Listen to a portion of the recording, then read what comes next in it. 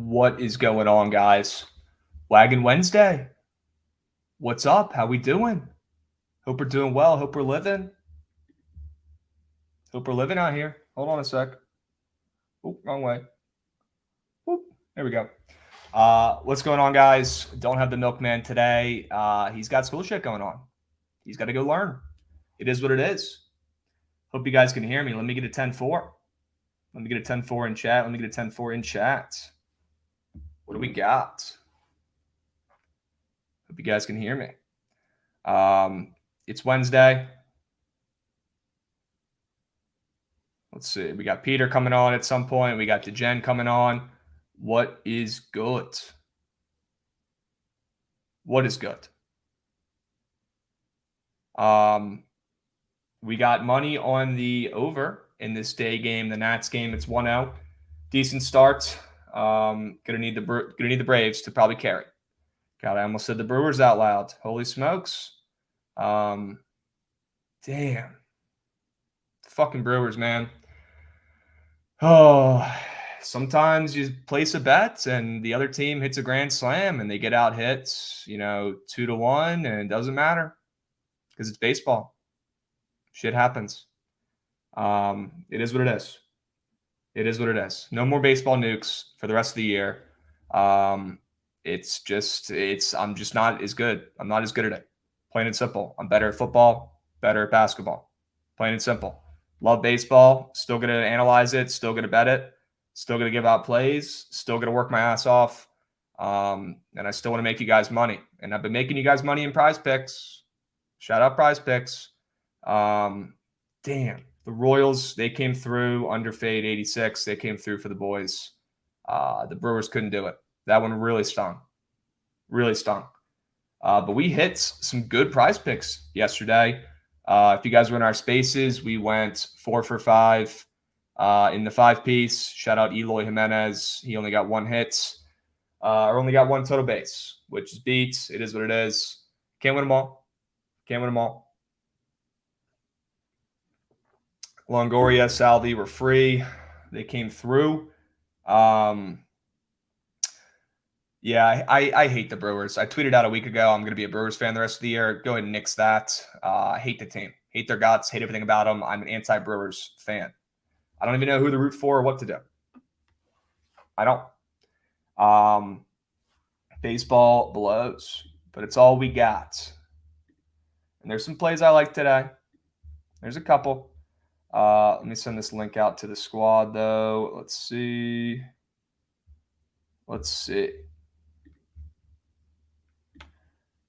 Bada bing, bada boom. All right.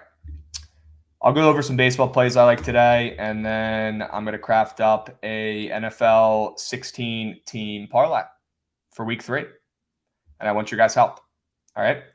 And then we're going to have DeGen and Peter on to take us home. And then I'm running the surgical stream again today. You guys are stuck with me. Sorry. It is what it is. And I would love you guys to come up.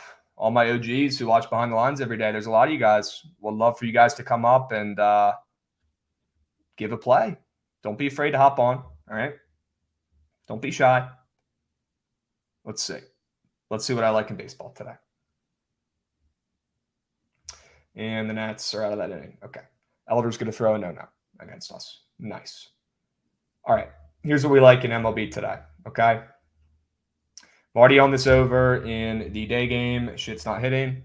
Shit's not hitting. You guys know I haven't hit a freaking day game baseball bet in 84 years. It is what it is. I'm trying. All right.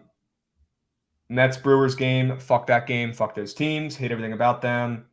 No, thank you. I'll be staying away from that game respectfully. Houston, Tampa.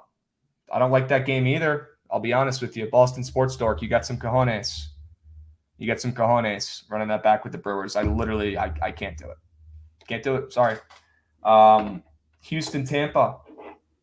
Houston's going for their 99th win. I feel like nobody talks about this team. I think it's because we're bored of them being good, and we all low-key kind of hate them because of the cheating stuff.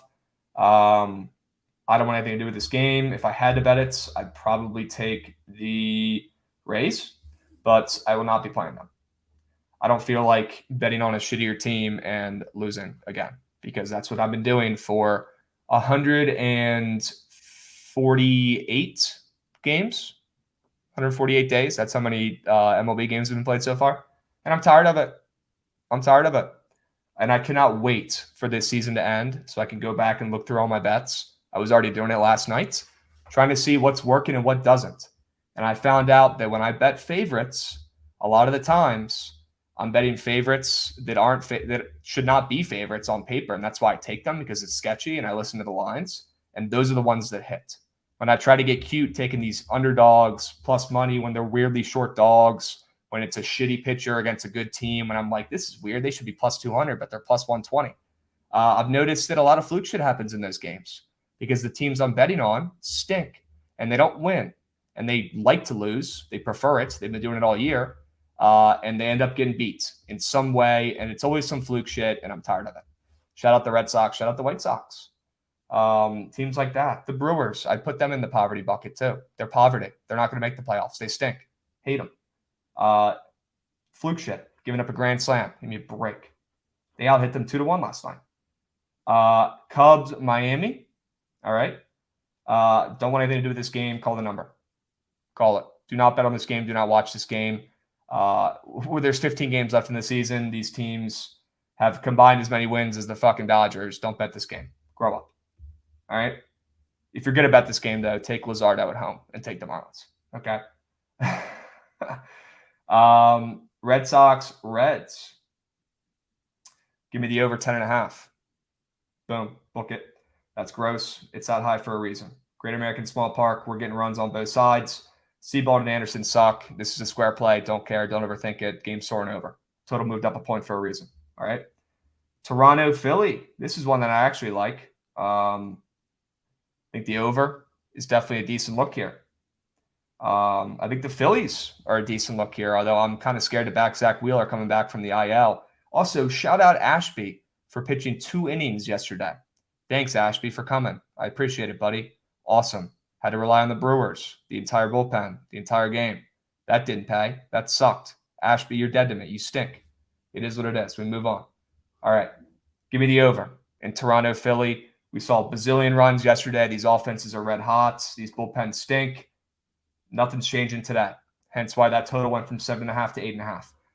This is why I like this total so much. The move, a whole run up, is very telling in the spot because these are 2 really good pitchers, Gausman and Wheeler. Gausman on the road is cracked. Wheeler at home is cracked. They have like 2 ERAs, maybe lower. I looked it up this morning. They ball both in these spots. Well, why the heck is this total going up from 7.5 to 8.5 then? Probably because this game's soaring over in a game where that total's weirdly high now with 2 really good pitchers, right? Really good pitchers. They're not. They have good record. They have good ERAs, in these spots on the road and at home.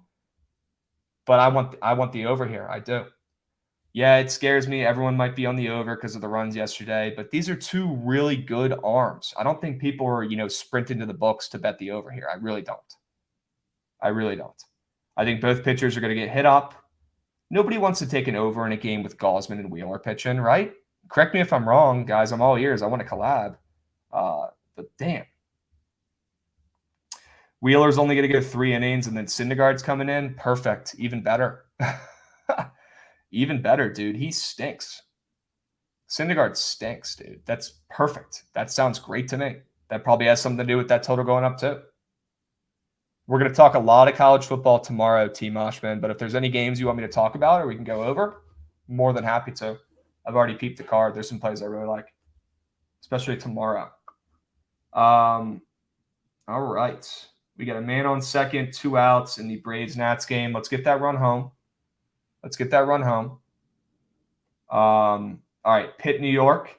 I like the under in this game, actually, right? We saw a ton of runs last night in this game, but I'll tell you one thing. This Contreras kid for the Pirates is legit, and I think he's going to go out there and pitch great. We saw a bazillion runs last night scored, and this total's at 7.5. That's weird. And that's very telling. And it went from 8 to 7.5. So I think that happened for a reason, right? Give me the under here. And Severino, who's been lights out for the last 2 months, besides his last appearance where he randomly came out of the bullpen for 2 innings. He never does that. He's a starter. It threw him off his rhythm. He got shelled for 2 innings. So I think we're getting a good price here. I think he's going to be more settled in, pitching like he has been the last couple of months as a starter, not coming out of the bullpen randomly. The Yankees are freaks. Aaron Boone's an idiot. This game's soaring under. He's going to pitch well. Contreras is going to pitch well. All the hype yesterday with Judge hitting his 60th home run, right? He's not hitting a home run tonight. He hit a home run last night. He's not hitting one tonight. Not against Contreras. Maybe against that bullpen. Not against Contreras. That game's going under. Trust the line movements. With these, I mean, think about it, guys. A bazillion runs scored last night. Not a single pitcher in sight. And I think the Braves just scored. I keep saying the Brewers because I fucking hate them. Braves are up 2-0. That's good for the over. There we go. Give me the under in this game. All right. What else we got? Ozuna, he did come out of the bullpen in his last start, bro. He did. I literally watched it happen. You're going to make me freaking triple check, but I literally watched. It was September 16th. Or sorry, September, when was it? Fuck.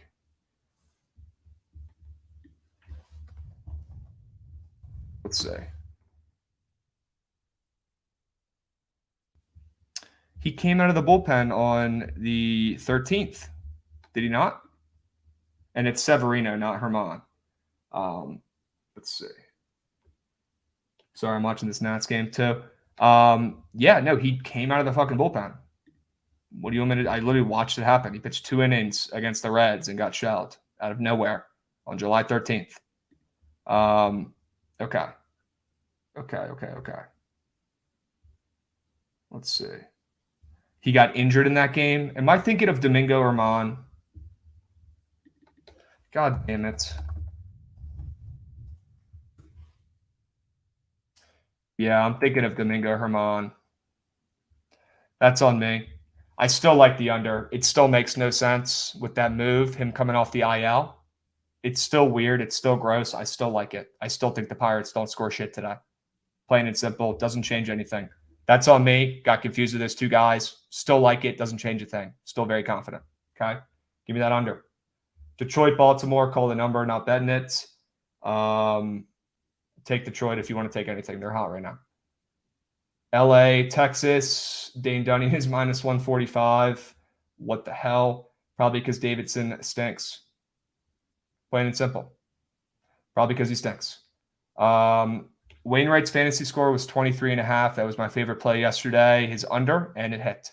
So there we go. Give me Dane Dunning, minus 145 with how terrible he's looked. Are you kidding me?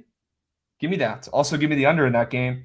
Both these pitchers have been terrible, Davidson and Dunning, and the totals went from 9 to 8.5. I think we get a pretty damn good Dane Dunning start today. I really do. Give me that under and give me Dane. All right. POD Pete's on that over. Great.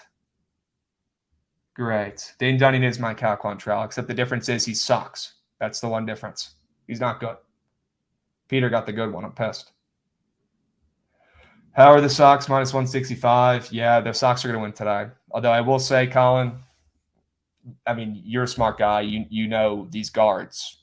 They find ways to win. Like last night, you could have said the same kind of thing.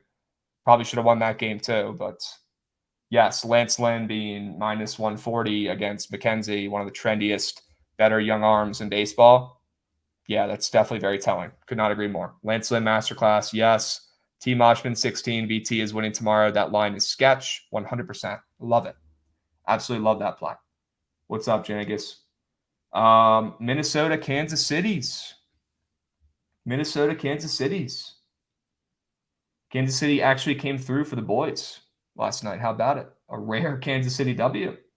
I don't like anything in this game, but give me the under. That total is weirdly low. Don't understand why it's that low. Don't understand why it's going down with 75% of the handle and 70% of the bets on the over. And that total's gone from 8 to 7.5. Give me the under.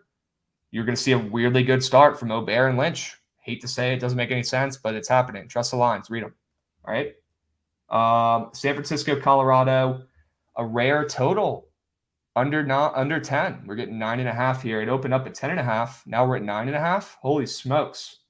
Give me the Rockies plus 120 at home as a short underdog. I know what I just said about the short underdogs not coming through. They always fuck it up because they like losing.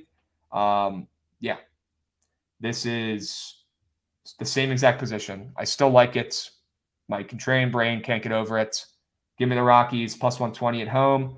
German Marquez is absolutely atrocious at home, and he's only plus 120 against Logan Webb, who's been very, very good, pretty good to very good all season. And that narrative of Logan Webb being way better at home than he is on the road is bullshit. He's got a better whip on the road this season and damn near identical stats, everywhere else. So he's good on the road. He's actually, you could probably say he's better on the road. And German Marquez has like a 6 ERA at home. He's one of the worst first inning pitchers in all baseball. And they're only plus 120 with all the bets and money coming in on the Giants. And that line hasn't moved a speck. Also, that total going from 10.5 to 9.5 in cores with how bad Armand's looked tells me he's going to pitch just fine today. Just fine. All right.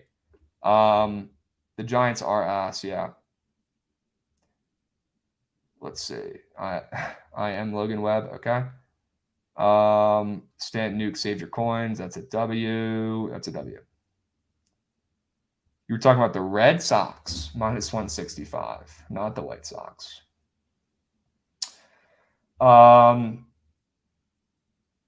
mean, I'm not going to act like I disagree. I agree with you. That's a pretty long line. But the Reds do suck. They do suck. And Chase Anderson sucks. He's atrocious.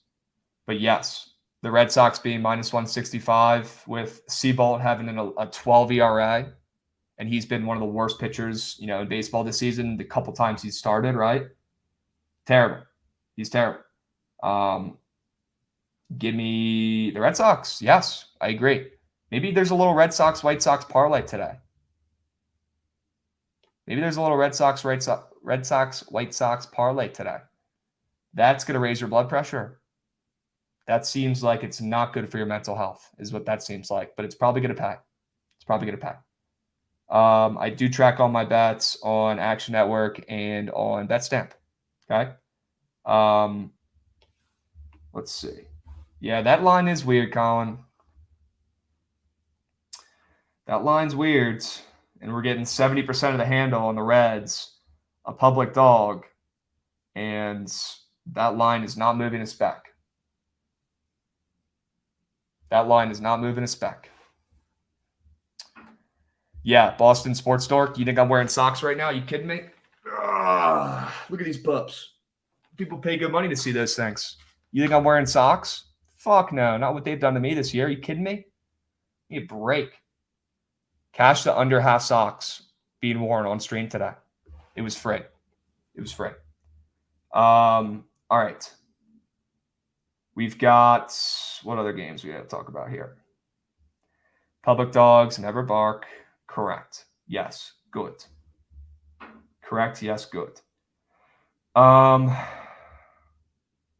Cleveland White Sox. Now, the smart move for me here would just to take this game, crumble it up, throw it away. Don't think about it or even look at it ever again for my mental health. But I'm not going to do that because I'm not soft. I'm going to go back to the White Sox today. They're winning. They're winning. Lance Lynn Masterclass today. Lance Lynn Masterclass today. Lance Lynn Masterclass today. It's happening. It's coming. Wow, I have a free 5-pick entry. That's fire on Prize Picks today. Fuck yeah. Let's see where Lance Lynn's fantasy score is today on Prize Picks. 32.5. McKenzie's also at 32.5. Huh. Interesting. Maybe it's because he's going to get a bazillion strikeouts. All right, we've got the goat in queue. I'm going to bring him up. He looks ready to roll. DeGent. Little flustered. How am I doing? What are you flustered about, bro? Well, I had to run to my parents' house. I got a bunch of shit to do before I head back north. By the way, this is what's usually in the background. I took it down for you. It's usually back here. I don't know if you want to look at the rooster. But so I tried to grab a Jimmy John sub because my wife is starving. Nothing worse than an angry spouse. And then put the online order in for the wrong Jimmy John's. Okay. Did you do it for like the one in New York or some shit? No. We're in Central Florida. So we tried to scoop it, get to my parents' house for, drop some shit off. And then it just is a nightmare. But I'm here and I'm ready to roll. So where are you at? Catch me up to speed. I thought that place is that place not freaky fast? They couldn't whip you up a sub real quick? What the hell? It's freaky fast, but she put the order in the wrong location. Brutal. They could just whip you up something real quick at the wrong location? Come on now. Well, it's prime time lunch hour. That's what I thought. Then I see her standing in line, and I'm like, place is by packed. It's place packed. By packed. Yeah. It's packed. So yeah, they're no matter how fast they go, it's still a little bit of a wait. But it is what it is. Jimmy John's. I kind of hate Jimmy John's anyways. Get Firehouse subs. Yeah, I like Firehouse. One of my best friends hates Jimmy John's with a passion. I don't get it. It's so simple. Like, I'm a hot sub guy too. Like, I'm not a big cold sub guy. That's all they got there. Like, I don't know. The bread's good. I feel like it's like a cheap, quick meal. Fills you up. First time I ever had it was in Chicago before they franchised and got super popular. I was drunk at a bar called Streeter's Tavern. If anybody in here goes to Chicago, because I go there once a year to the Notre Dame game, and I was drunk. It's right next door to the bar. And I went and I got a turkey tom.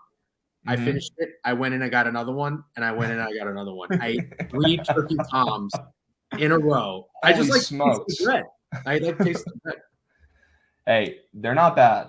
They're not bad. I will say. They're just like, I'd rather get Subway, or I don't even know if I'd rather get Subway. Subway kind of sucks too. Yeah. Rather get Firehouse. Rather get Jersey Mike's. Jersey Mike's is good. Yeah. Yeah. No qualms there.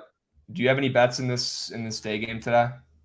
Dude, I've been all in. Yesterday is my college day. Today is my NFL day. I haven't even really, although I played a lot of baseball yesterday, I haven't even really looked at the baseball board yet, but I'm happy to pull it up right now. The only thing on my quick skim that caught my eye is that Red Sox Reds total soaring from 9.5 to 10.5. Are you going to play that? It's definitely a lean of mine for sure. But I mean, I don't think it's the most contrarian play. I think it's 2 absolutely shitty pitchers in a hitter's friendly ballpark. I also think the Red Sox being minus 160, shout out to our guy Colin and Chad who pointed this out earlier. Red Sox being they're minus 170 with Seabolt at 0-2 this year with a 12 ERA against a guy who is not good either. Chase Anderson, he's actually terrible, but he's got better numbers on paper. Yeah. And we're getting the Red Sox here the Red Sox are a better team, don't get me wrong. And I feel like there is always a little bit of a Red Sox tax, especially against shitty teams. But yeah, Seabolt being minus 170, in his first start in a while, that's telling to me on the road. But it could be another trap. It could be another trap. Right. I didn't realize the pitchers' ERAs were so bad. I just saw the move. And anytime I see 10.5 outside of cores, it kind of catches my eye. But I guess you're right. It's not really that contrarian. Maybe it's not going to be a force. But, I am looking at the Mets game. And, after getting kicked in the dick by the Brewers in back-to-back nights, are you going to go a third time? I think I might have to. I don't want to. I don't want to either. I don't want to. I don't want to either. Dude, Pete Alonso single-handedly cost me serious coin the last 2 nights hitting nukes. The Brewers, I'm not even going to be that guy. I was going to say the Brewers win that game 9 times out of 10. I'm not going to make excuses. It is what it is. That game sucked. Very frustrating team. I feel like they have been all year. It's like they can't figure themselves out. Are they actually going to go on a little bit of a run? I thought the Mets were going to start to Met. When they start to Mets, they come back and they get you. And they bite. That's exactly. It's Buck Showalter, man. That's honestly the main thing for them is they have a great old manager who's well respected in that clubhouse, and he knows what the fuck he's doing. Unlike half the managers in the league, Buck Showalter did not come out of retirement, for nothing. This is a calculated spot for him where he has a good ass team that he knows he can take far, and with some veteran leadership from guys like DeGrom and and Scherzer, that definitely helps too. But Buck Showalter has changed everything for that team. Putting a guy like Brandon Nemo in the leadoff spot all season, where there's probably guys who are better fit to be leadoff guys on that team, just hitting wise, tells me everything I need to know with that squad. I respect the fuck out of him. Brandon Nemo is like the biggest hustler, the biggest hardo in the MLB. The dude sprints to first base when he gets hit by a pitch. He's a freak. He's super annoying. But them putting that guy at leadoff tells me everything I need to know. It's that guy sets the tone, and and Buck Showalter knows how to win, putting a guy like that in the leadoff spot. So it's worked out for them all year, and I'm impressed, and I'm kind of tired of getting burned by him. I really am. Yeah. I'll be forever grateful for I'm sure you will too, for Brandon Nemo with his catch in center field against Big the ass Dodgers. catch. Oh I'm pretty sure we both had the Mets big in that game with DeGrom. Oh going. yeah. You won't find contrarians on DeGrom very often, but that was the right spot for it. That was the big bat. So yes, I will always have a soft spot in my heart for Brandon Nimmo. 100%. Right. Catch of the year. That catch was absolutely bonkers. I lost my mind when I saw it. Lost my mind. Yeah, it was pretty cool. No, I mean, I'm looking at the board now. I mean, right off the bat, look, I don't you think this Astros line's a little short? I do. I definitely lean Rays. And I lean Kluber at home against McCullers, who's been so good. Yeah. Part of the problem is, I mean, McCullers has been so freaking good. And some guys are just like that. McCullers doesn't have the biggest sample size, so maybe the books don't really know what to do with him yet. He's been dominant. I said it as soon as he came back. He's going to absolutely change the Astros season. He's just going to level them up even more. But yes, I cannot deny that line is short, 1,000%. But the Rays have also been on fire at home. Like they've won like 85% of their games at home the second half of the season. They're freaks. But you know what? The Rays are not good as an underdog. I think I heard the stat earlier. They're like 18-29 or something. But even though they've been good, they have been terrible in this series. I mean, they practically no hit in like back-to-back games. I just can't imagine with Kluber going and how good McCullers has been, and the Astros, even after their day where everybody thought, and myself included, that they'd probably go into cruise control after they clinched the division. I can't believe I see this. Is it minus 125, minus 130? If you wanted to book that bet with me, I'd probably make the Astros minus 150 or 160. So, I mean, I'm way off there, I guess. Maybe Kluber. Maybe there's an angle with Kluber's better at home, a mismatch with the bats. But look, I got kicked in the nuts with the Brewers and the Rays yesterday. Do I want to go back to them again? Not necessarily. But you know this is just how this shit works. As soon as you jump off these teams, even though they look in these spots that are tempting, they're probably going to come through. But a sane person would probably just stay away from both these games. But yeah, I don't know, man. The Rays are kind of calling my name. Kluber is way better at home than he is on the road, I will say. But he's not anything crazy. He's not, Verlander at home, right? He's not DeGrom. He's still old Corey Kluber. He's going to beat you with his brain at this point, not really his arm. But yes, I'm with you. I will say, though, and maybe this site could be wrong, but I'm seeing as a home underdog. Oh, this is home underdog. Oh, are the Rays better as a home underdog? So as a home underdog, they are 7-7 this year. They're very rarely a home underdog. Yeah, which is because Vegas knows that they win games at home, I feel like. Well, but as an underdog, though, a big reason of that is because the Rays' strength is their pitching staff, and I feel like playing in a park like Tropicana, where it's a dome and you don't have to worry about weather or anything, that usually always favors pitchers rather than hitters, right? Yeah, I feel like that always kind of gives the Rays an edge. But yeah, I don't know, man. They're 21-29 outright as an underdog this season, which is also why they're just not an underdog that often in general. No, they really are. Because the books are hip. The Rays know how to win. They do. They're a scrappy team. They know how to win games. They might make some noise. And then I got a text from my friend. I don't know if you remember this, but because I went on the Rays for a decent amount of money last night. And then I got a text from my friend after the lineup came out with no Yandy Diaz or Rosarina that there might be some tactics going on with Kevin Cash, that sneaky fuck. He's like Bill Belichick. They might be tanking to get the 6th spot instead of the 5th spot. So they play the Guardians instead of the Mariners. So they might be trying to lose on purpose. Yeah. So maybe just stay away from the Rays entirely. Holy smoke. Are they going up there swinging and missing on purpose? That'd be crazy. There's a You watched South Park before? You know South Park, right? Oh, yes, I love South Park. Have you seen the episode where the kids they're playing summer baseball and the parents are like it more than the actual kids, and the kids actually try to lose on purpose because Yes. they're done playing. They want to like go to the arcade and like have an actual summer, and like all the kids are like trying to literally lose on purpose so they can end the season, and it's like a battle of who can lose better. It was the weirdest thing, but that might be what the Rays are trying to do. They might be trying to lose on purpose to get a better seed. Straight up, that's some shit that they would do, literally. Although I just got a tweet again from the same friend who threw out that conspiracy, and it says that Yandy Diaz and Randy Arozarena got into an altercation after Monday night's game in the parking lot.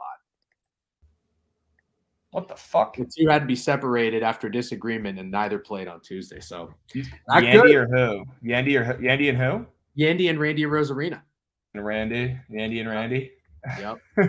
Yandy and Randy. Let me see if I can find anything on Twitter. By the way, this guy Caleb just pointed out Kluber gotten shelled the last 2 starts, and that's so true. That's why it makes even less sense for this fucking line. Giving up 10 runs in 6 combined innings. I mean, he didn't even get out of the first inning against the Yankees, and then he faced the Rangers at home and got shelled in his last start at home. Yep. And that's the shitty Rangers.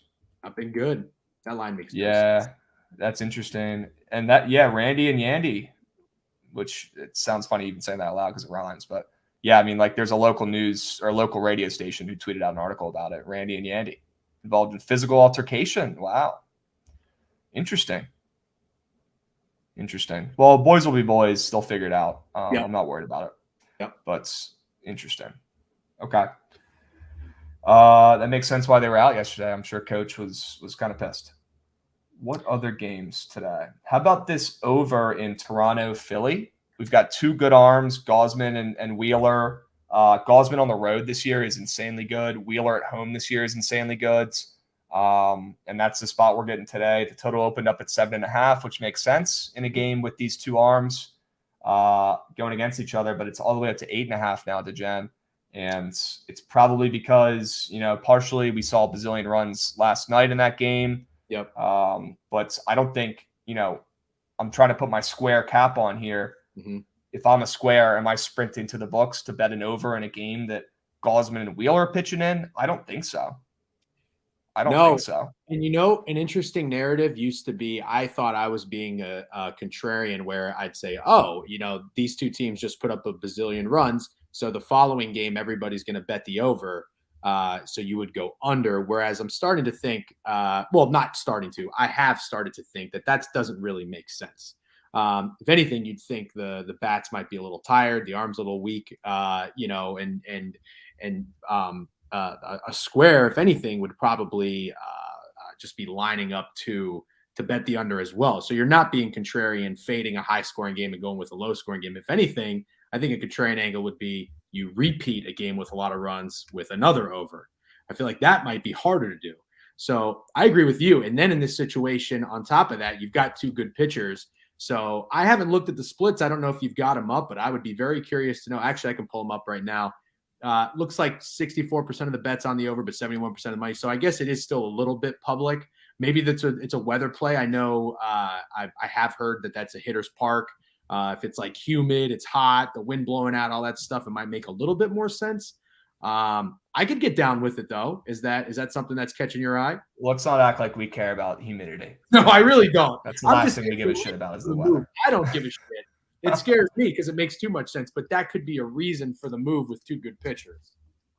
Yeah, I like the over in the spots. And is the over bringing in more bets and more money? Yeah, it is. Not 90%, so I'm not like panicking, but right. It's moving accordingly, right? I'd be worried if the total didn't move and it was getting more money because that means that the books are okay with being overexposed on that side. So I like the over in that game. I also like the Phillies. Okay. As a favorite here, and the Phillies haven't won a game in what seems like forever. Yeah. They've really been struggling. They're limping to the finish line here. Toronto's been red hot, and that line really has not moved at all. And we're seeing Philly as a small favorite with Wheeler coming off the freaking IL. Who knows what we're going to get out of him? Yeah. And only 42% of the bets. So that's interesting. I don't hate Philly. I think I like the over better, but I don't hate Philly. Okay. Yeah, actually, I in a weird way, I always like to diversify if you're talking with people you know about betting. I remember we did this with New Mexico State. I took them plus 36.5. You took the under. Oh yeah, I think you just sold me a little bit more on Philly being a favorite. So I think I like Philly in this spot. there we go. Somebody's winning. Somebody's Hopefully, winning. Oh, hopefully. yeah, that's a good point. Not guaranteed. Krabs, I got like 10 minutes left before I have to head out. 10:15. Did you want to talk? Okay. Have you already talked about any Thursday night football? I'm down to, but let's go over this one more baseball game and Okay, then let's get into it. Sure. We got Pittsburgh, New York. I want you to hear me out on this one. I like the under in this one. We saw a bazillion runs yesterday. We saw the Judge 60th home run. We saw the walk-off grand slam for Giancarlo. Yep. And now we're getting two young arms who are, honestly, I think better than their stats are showing on the surface. Contreras has been lights out of late. Looks like he's figured it out after kind of a tough, shaky start. He's a really good young electric arm that has great stuff. And if he's throwing strikes, I think he can actually have success tonight. Mm-hmm. And then Severino has been pretty damn good this season, although I hate the guy. He's been fine. But he kind of got shelled in his last appearance, and he's coming off the IL. So that's also interesting. And this total, after we saw a bazillion runs yesterday, opened up at 8, and now it's at 7.5. So that's interesting. With all of the money, the bets are pretty split on it. Not on VSiN. I'm seeing 70% of the bets are on the over, so it's higher tickets, but it's lower dollars. Only 57% of the money's on the over. So, I mean, I'm looking all these splits and the line move from 8 down to 7 is right up my alley. So, and we're fading. We're taking an under after a game that was 8-9, where offense couldn't be stopped. Right, it was home run after home run. That's all we saw yesterday. So, I really like it.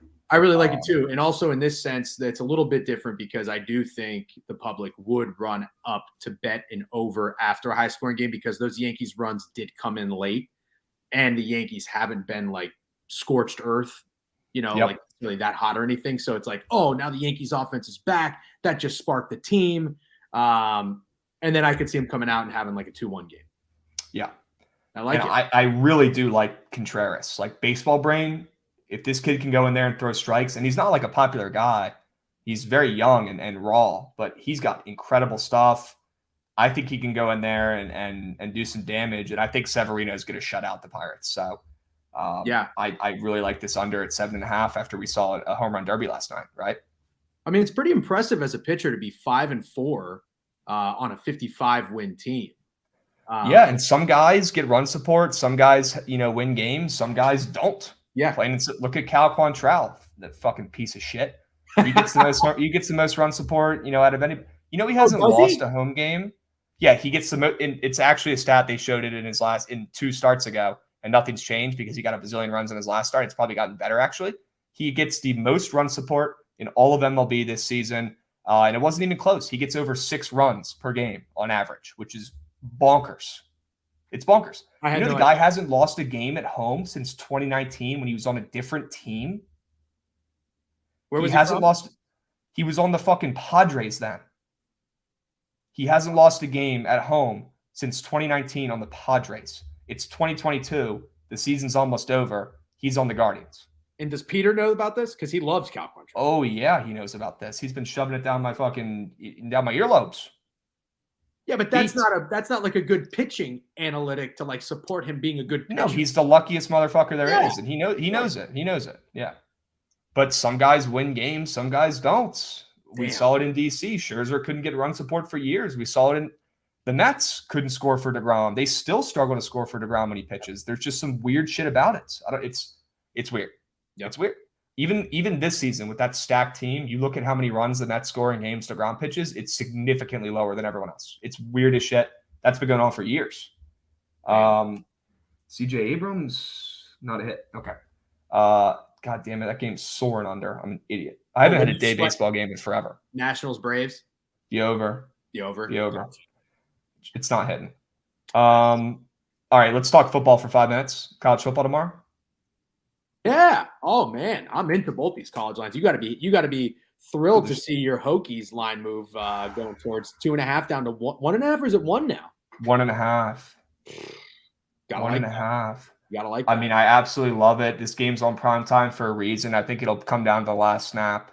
Yep. As almost every West Virginia VT game does, they always come down to the last snap. Plain and simple. It happened last year too. These games are always tight no matter how good or bad the teams are.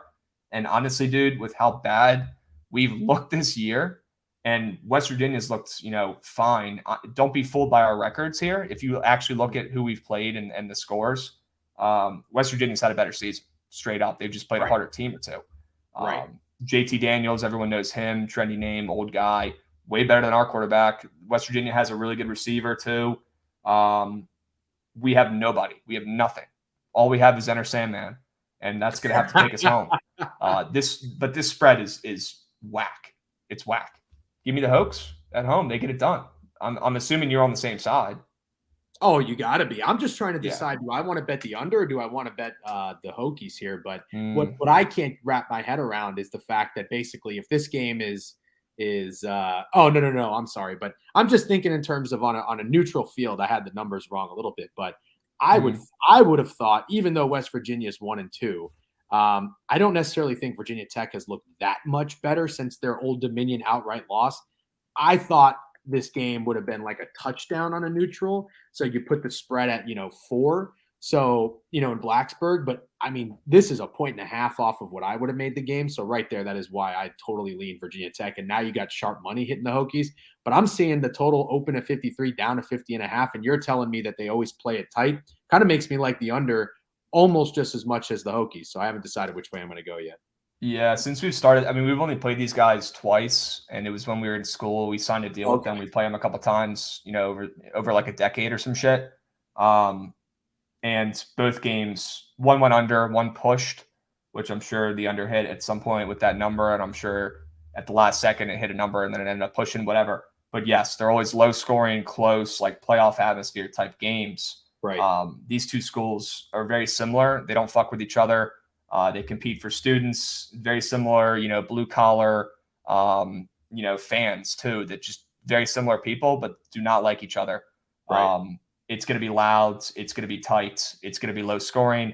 You're going to see nerves from both sides. You're going to see Hokie nerves on a Thursday night game under the lights with how fucking loud that place is about to be. It's sold out. We could be the worst. We could go 0 for the year before, and we're still selling out every game. People down there are freaks, dude.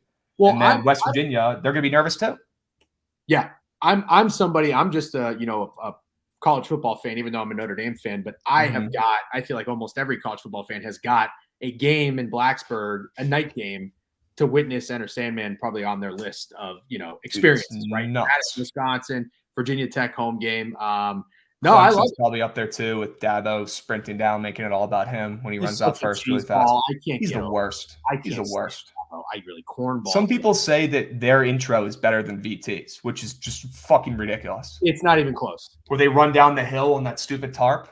The only reason people say that is because Clemson's been so dominant, and that's why it's been cool, and they've seen it more on TV. Enter Sandman is like the one, and I'm the most negative VT sports fan you'll ever find because I'm a realist, and we always underperform and fuck up. I understand it. I've seen it. But that's the coolest intro in all of college sports, especially college football. It's fucking nuts. It's sick. It gives me chills just thinking about it. And it's going to give the players chills too, and they're going to come out nervous. Take that first half under, take that full game under.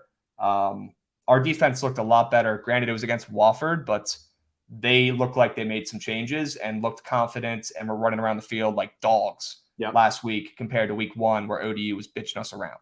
So I think our defense, which is how we're going to be winning games, we have to. We have some good pieces still left on our defense. That's how we got to do it. Like the under, love the Hokies.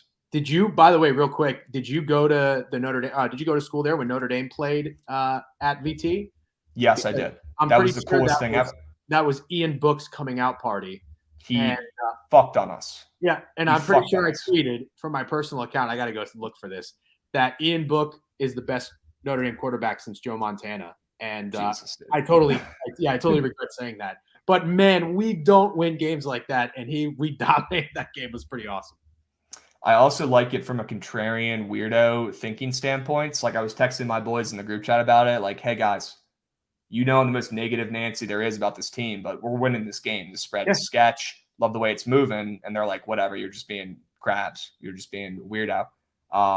And they're all like, yeah, we never win these night games. We haven't won a night game at school. We didn't win a single one of these night games when we were at school ever. We always got blown out. We always had a huge letdown.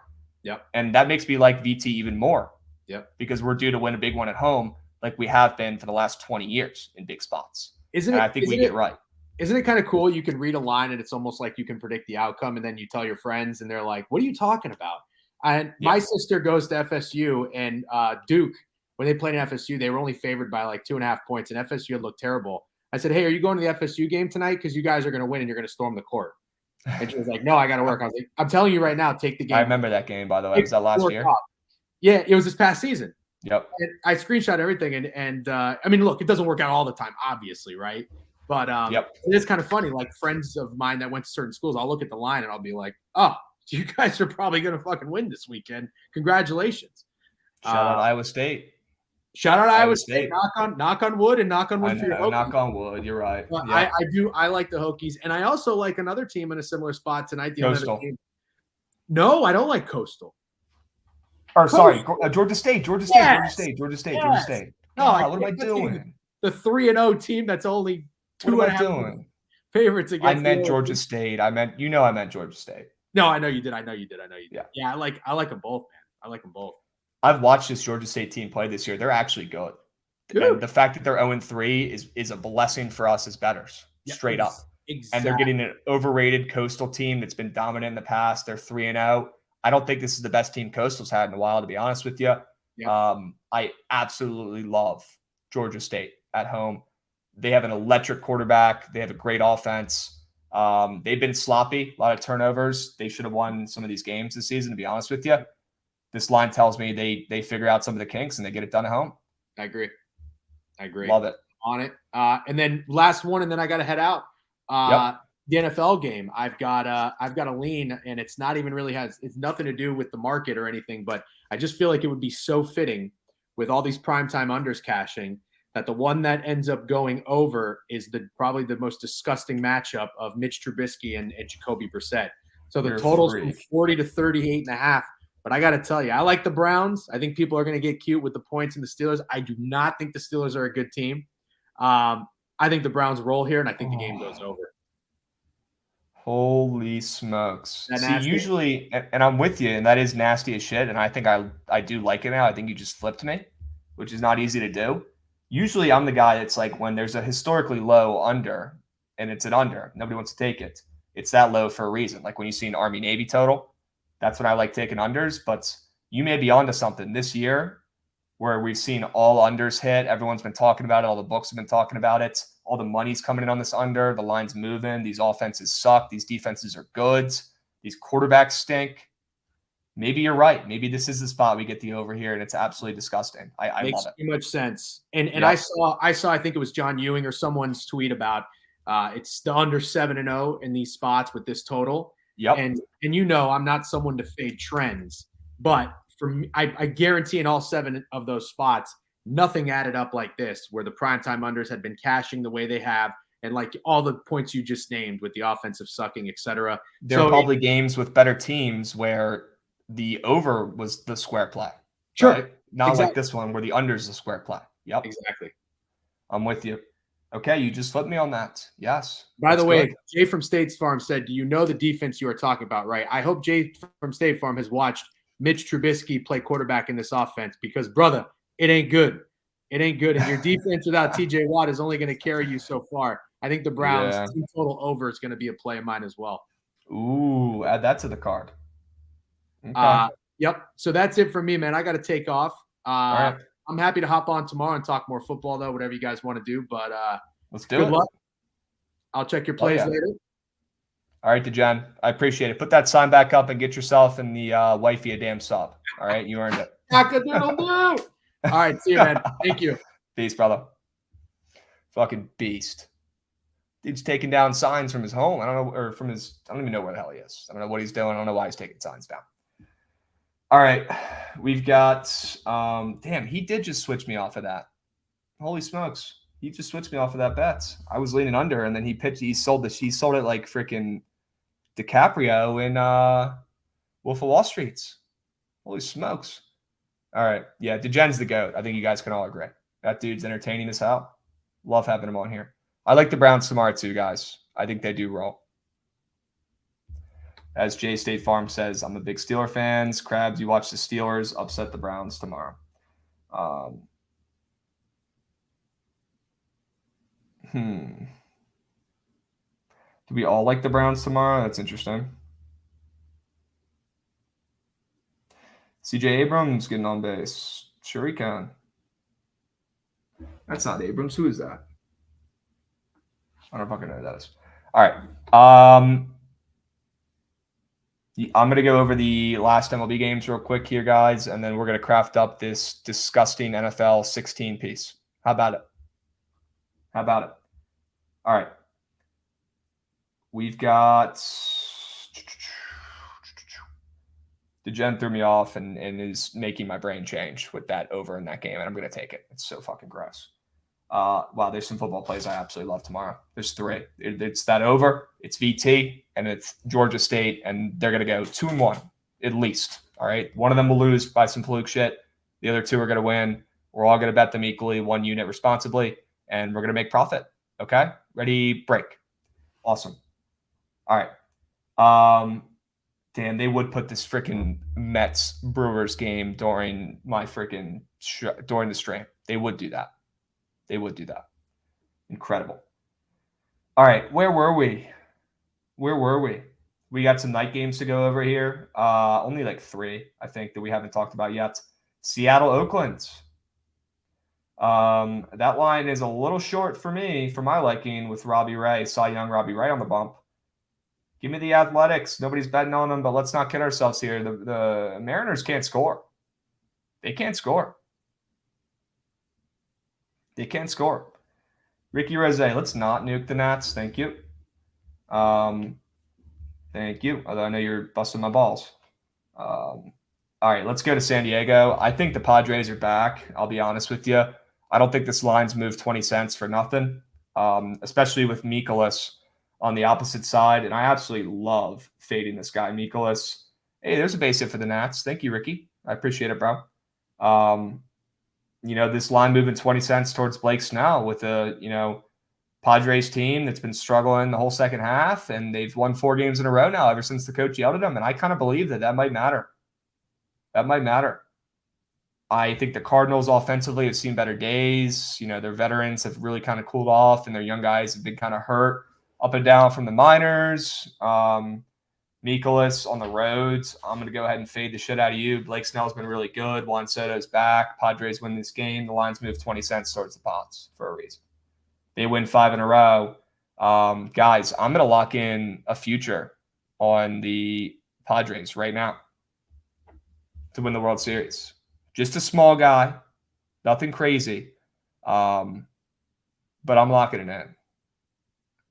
Let me see where I can get the best odds. Let me check BetStamp, guys. Let me look.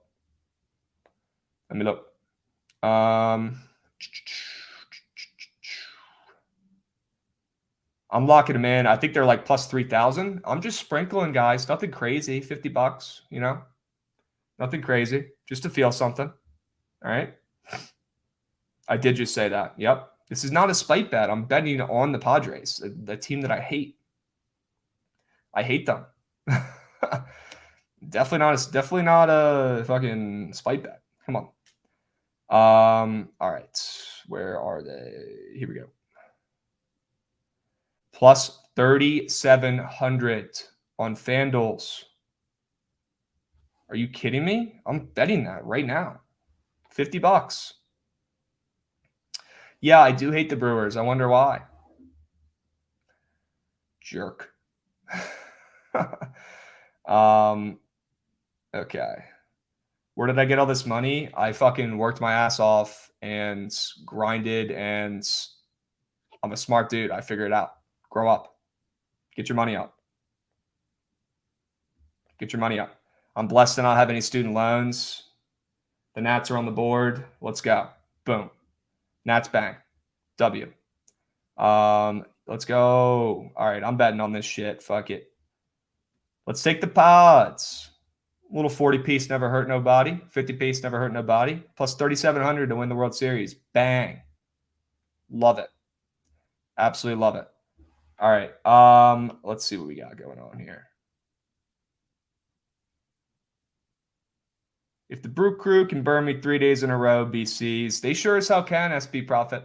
They sure as hell can burn you 3 days in a row. Come on, Nats. Let's put up some more runs. Show some heart. Where'd that heart go that was here a week ago? Where'd it go? Oh, there's the heart.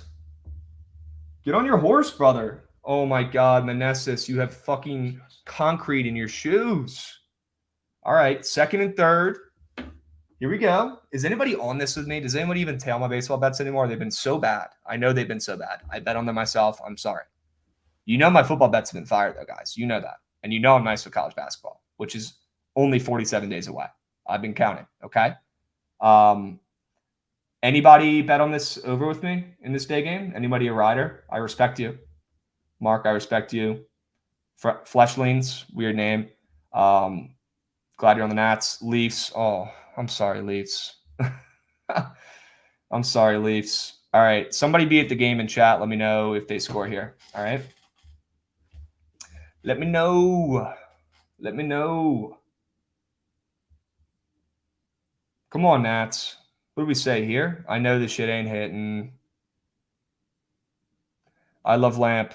Thanks, bro. And also, I love your name. It's hilarious reference. I love Lamp.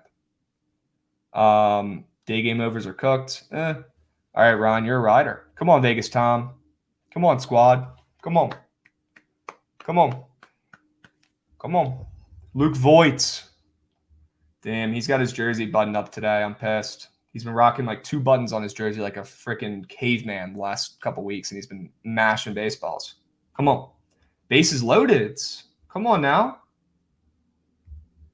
Come on now. What do you say here? Bases cocked. Why not us? Come on, Nate. Come on, Nate. Damn, they walked Manassas. It wasn't him on the base pass. Good eye. 2-0 count. Come on. 2-0 count. Come on. 2-0 count. Come on. Yeah, Nick, I know Luke Voigt hasn't touched a baseball in 2 days. It's Luke Voigt. He's not a contact hitter. Come on now. Bases loaded 2-1. Is the jerseys on button? He's got too many buttons right now, Ron. It's not good. That's why he's not hitting the ball. He's got too many buttons. Come on. Oh, Contreras got nailed in the cojones. That one hurts. He got hit in the cojones with a foul ball. Whew. Fun fact, our catcher actually has inflated cojones. He's on the IL for it. 10 days. Not even kidding. Keep it Ruiz. Pray for him. He got nailed in the family jewels. I hope he's okay. Hope he's okay. Kid from my high school on the lacrosse team got hit in the gonads one time. Boop! Exploded. Lost one of them. Pray for him. That's a really good pitch. 2-2 count. God, Luke Voigt's a freaking meat stick, man. Me and him are built the same. He's an absolute unit. Absolute unit. I went to St. Mary's High School in Annapolis, Maryland. Okay? Luke Voigt. I didn't just randomly say that, by the way. Somebody in fucking chat asked, obviously. Come on, Voigt. Cougars, no, do not take the Reds today. They're losing. I'm running the surgical stream today, guys.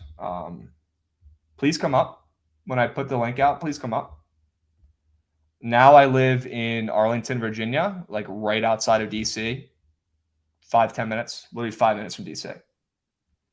Come on, Lukey. Get through ball. Oh my God.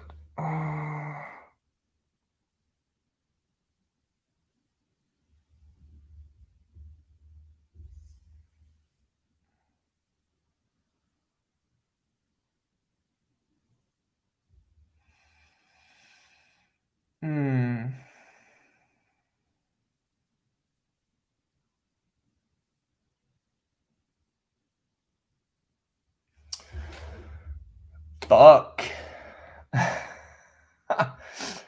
Dadgummit. Hey, Vegas Tom. Sure he can.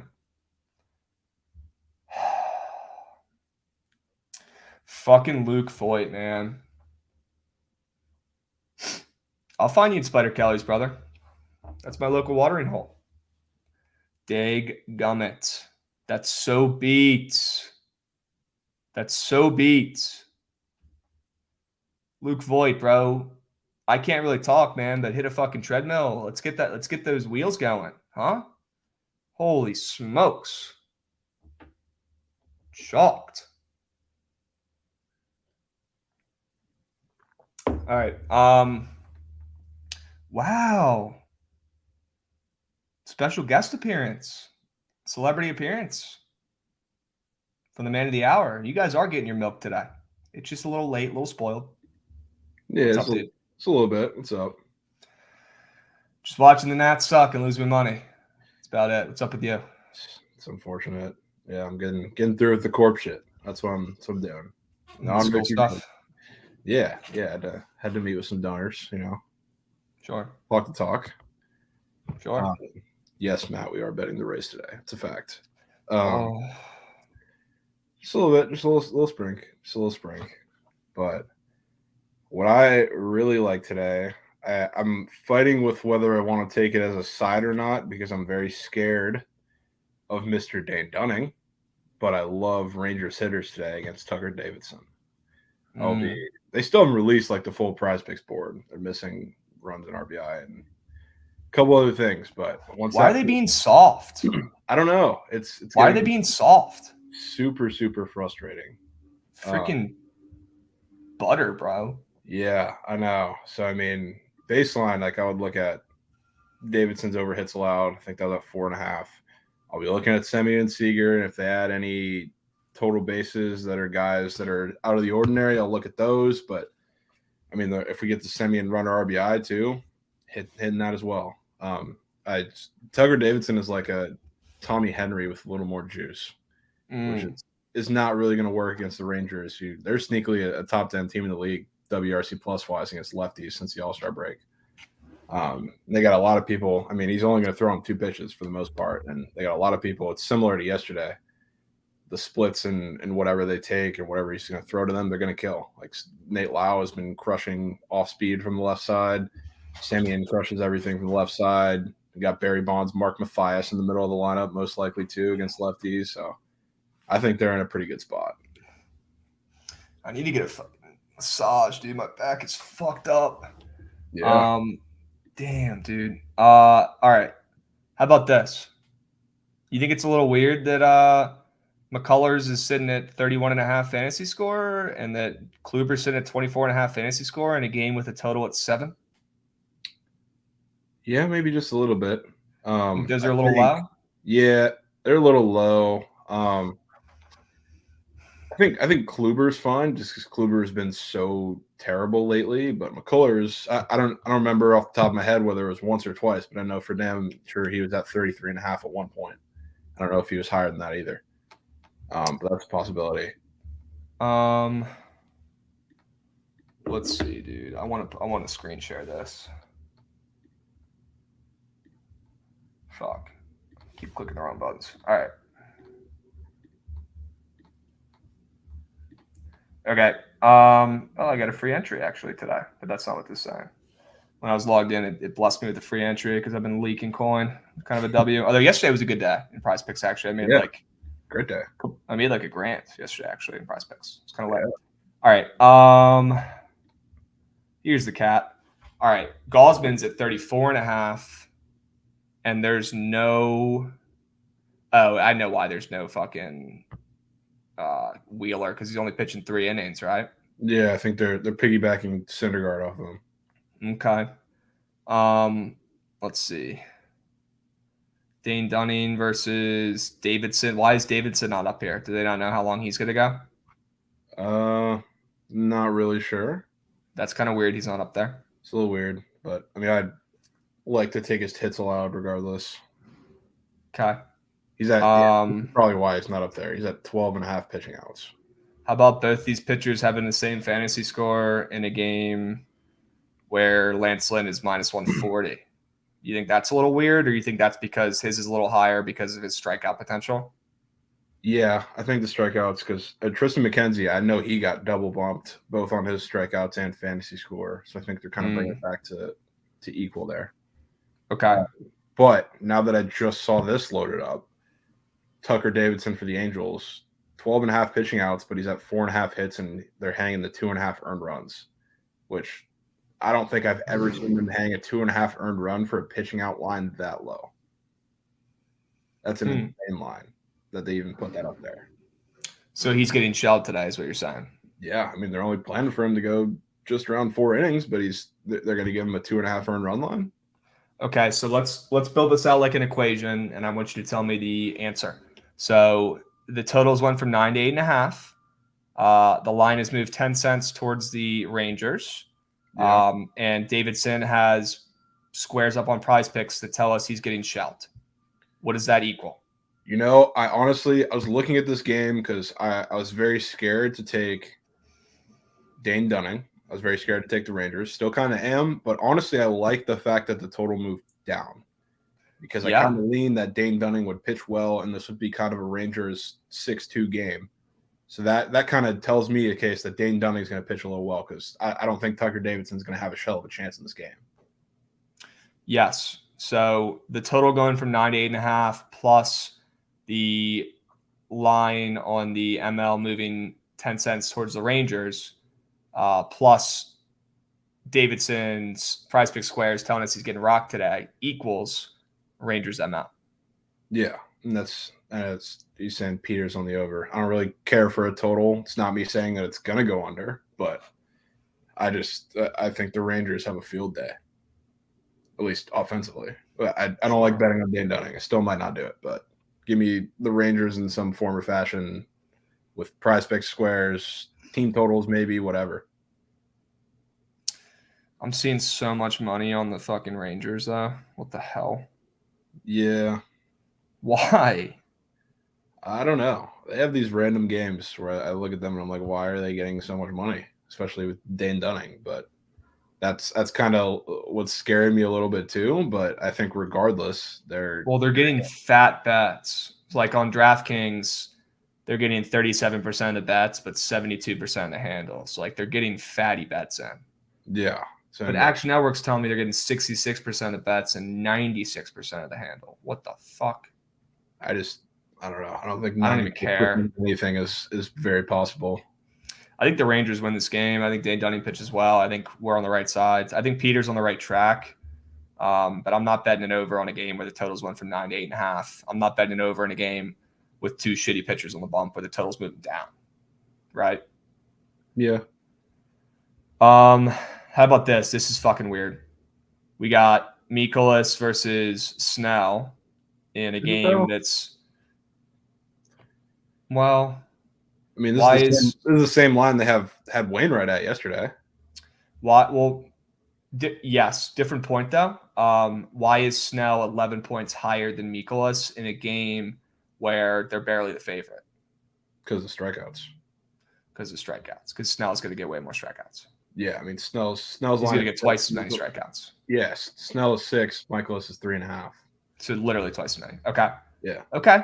And they're probably thinking he gets a win and a quality start today. Okay. Yeah, and I think Mikolas gets shelled today. I think the Padres are back, and that's coming from me. Yeah, I mean, I get that too. I don't really have a side that I prefer in this game, and I think it's going to be a tight one. I don't like backing Mikolas, so I'm probably not going to do it. But I think this is probably a game that's won in the bullpens. How about a total in Colorado that's under 10? What is that telling you with these fantasy scores here too? Yeah, I mean, I would lean towards the under, obviously, but I can't take it, especially looking at that. I don't know if I can do it. Yeah, it's a tough one. Because I mean, like on paper, like I am not a big Logan Webb fan whatsoever, and especially if he doesn't have it on a day where, everybody takes his strikeouts all the time, and he's at like 5, and he just comes out and doesn't strike anyone out. If he doesn't have any swing and miss stuff in cores, I know it's the Rockies and they're not a fantastic offense, but don't know if I can do that. I might take Mikolas as under, just like I took Wainwright's under yesterday. It's same number, like you said. The total's at 7.5, and the juice on the odds is leaning towards the under. I don't think he gets the win. I think the Padres' offense is back, so I think we could see some Robles with the diving catch in center, of course. When I have the fucking in a double play, best play Robles has had in center field in a month. It's him. When I have the over, nice, awesome, love it. But I think the Padres offense is going to absolutely unleash on Mikolas today. I think Soto's back. I really do. I want to take Soto's fantasy score. I don't know if I like that better than Mikolas's under. Just to play devil's advocate here. Okay. The fact that you said the total is lower in the game, right? Uh-huh. Total's lower in the game, and Mikolas is a worse version of Adam Wainwright, essentially. He's pretty much the same exact pitcher, and he's pitching on the road where he's very bad. Why are they hanging him at the same exact number that soared under with Wainwright yesterday? Okay, I'm off of it. Not saying get off of it. I mean, trust your gut. I'm just talking through it because it's a very curious line, I think. Well, it's a good point. So, also, Mikolas might be better than Wainwright, honestly, right now. Right now, yeah, it's not terrible. But it's still Hall of Fame Adam Wainwright. So, like, I don't really know how much we can quantify how much the books care about names, you know? Yeah, Michaelis on the road too. I mean, I know Wainwright's not great on the road either, but I'd say Michaelis is a little worse splits wise.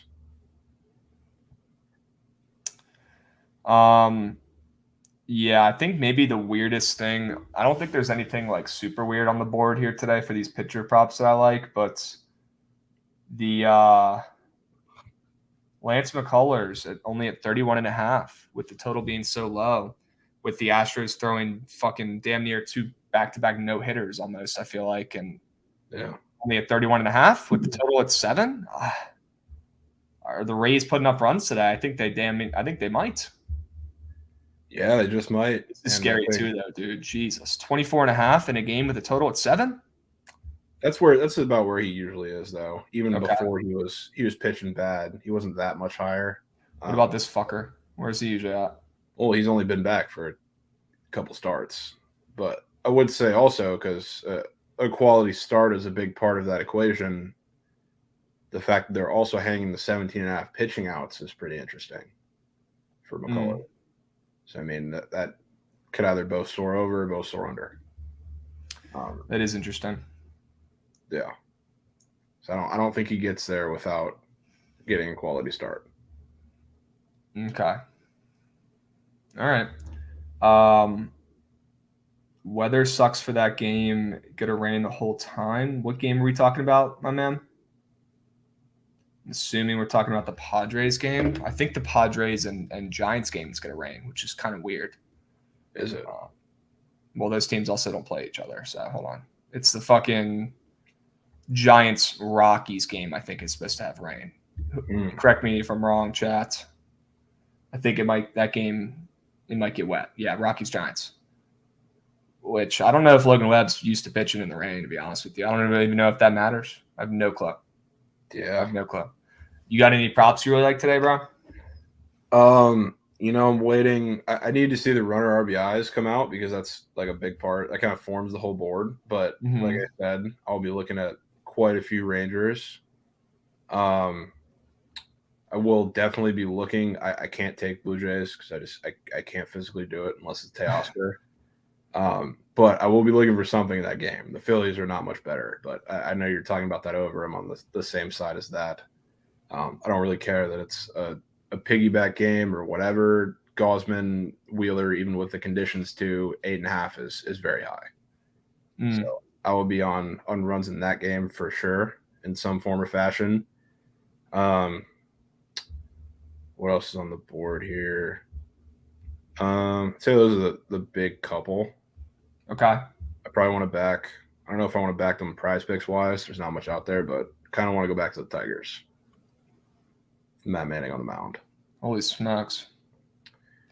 You're going to go back to them? I mean, they've been paying. They have been paying. They've been paying. They've been playing decent ball, honestly. No, they've been doing their job 100%. But I'll get into that. I'll come back on in a bit for the regular stream and see where it's out. Sounds good. Well, thanks for popping on and showing face on BTL. You're the man. Yeah. I'll catch you in a little bit. Okay. For sure. Chat, we're going to transition over to the surgical stream. I think I'm running it the rest of the week. So you guys are stuck with me. All right. Josh, let's transition. Let's have a day. Bring your good plays. Let's get it. Let's do it.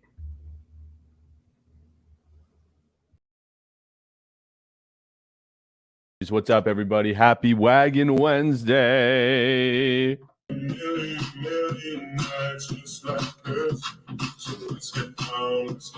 Oh, it smells so good, boys, and I need more of it. Shout out to Fruity, man. Bezos season. I'm front row at the summit this year, brother. Front row. Yeah, Fruity's fucking bricked up. Goats are muted.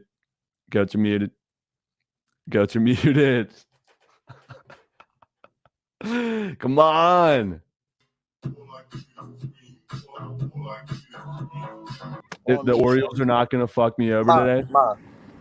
What's the play for the day? What's the play for the day? O's over? Exactly. The O's over for Ma. Need I say more? Let's go, baby. He's bricked up right now for that qual K. Let's go, baby. I'll buy. Let's go. We need Javier to get one more, please. Come on. Did our guy up there just say IKF is hitting the bomb today? Oh, yeah, he did. He said he didn't even know who Bayo was. Yeah, I'm probably taking the Red Sox. Go ahead and lock them in. Tons of reverse line movement on that. Really? Yeah. Okay. Line hasn't moved his back. Lines are going. Line hasn't moved an inch. Giants. Lines are going. No. I like it. I like it. I'm locking it in after that. I mean, what are we doing? I was already thinking about an Uncle Charlie masterclass, and more do I need? Dude, I might have to call Dave and have him go nuke the Braves for me. I might have to go nuke the Braves. I might. The line hasn't moved a speck. Yeah, it hasn't moved an inch. Exactly. Sorry. Friends keep telling me to Let's leave fucking it. go! Let's get down. Crowd! Let's get down to business. Let's get down to business. Give you one more night to get. What's up, squad? Wagon Wednesday. Stuck with my ass today. Trent's got his he's getting his circle on his stadium swim. I hope he pops in from the pool. I'm jealous if you guys haven't been there. That place fucks. Very fun. 10-4s in chat. You guys can hear me. You can hear my beautiful voice okay? Hope we're doing okay. We ain't stopping. If you guys stayed on from BTL, you guys are beasts. All right? I haven't sent this link out to a single person today because I've already been on 2 shows. So let me go ahead and send this out to the squad while I talk about my terrible betting luck over the MLB games yesterday. Okay? And I'll address the thing that Rye Guy is talking about in chat. If you saw the Twitch rules, this is not gambling. We're not showing gambling or casinos on here. This is talking about sports betting, which is totally fine. Okay? So we're good to go. We got a subby? Is this true? I got to pull up the stream real quick. Turn off the Nats game because that over's caked. We got a sub bang? Is this true? Somebody confirm. We got one? Is this true? Let me know. Sub bang. Common Lauren W. Lauren coming through for the team. Lauren the better. How we doing? Thank you for the sub bang. W. You're awesome. All right, let's get it going. I wish I had a soundboard. That'd be nice. I'll put that on the Trent card maybe next week as a present for running the stream. 5 sub bangs. Let's go. Thank you, Lauren. You're awesome. Huge W. Huge W. If you guys aren't already subbed to this channel, though, grow up. It's like $5 a month. Figure it out. All right. Here we go. Perry, you subbed last week and didn't get a bang. Make that 2 bangs. Shout out my guy Perry. All right. Perry the Platypus. Beast. Appreciate you, bro. How about them Brewers? How about them Brewers? Anybody else hate the Brewers? Raise your hand if you hate the Brewers. Me? I hate them. They're the worst. They're the worst. Can't fucking stand them. Can't stand them. Hate them. Hate their guts. It is what it is. We move on. I think the Padres are back. I'll be honest with you guys. I do. I think the Padres are back. I think they win again today. I really do. All right, let me send this link out while I keep talking here because I'm not getting anything done. All right. There's a Brewers game that starts in about a minute here, and I don't want to hear about it. Don't want to hear about it. But you guys know they're going to win today because I didn't bet on them. So if you need free money, if you need to pay your rent coming up here, go ahead and take the fucking Brewers today. They're winning. All right.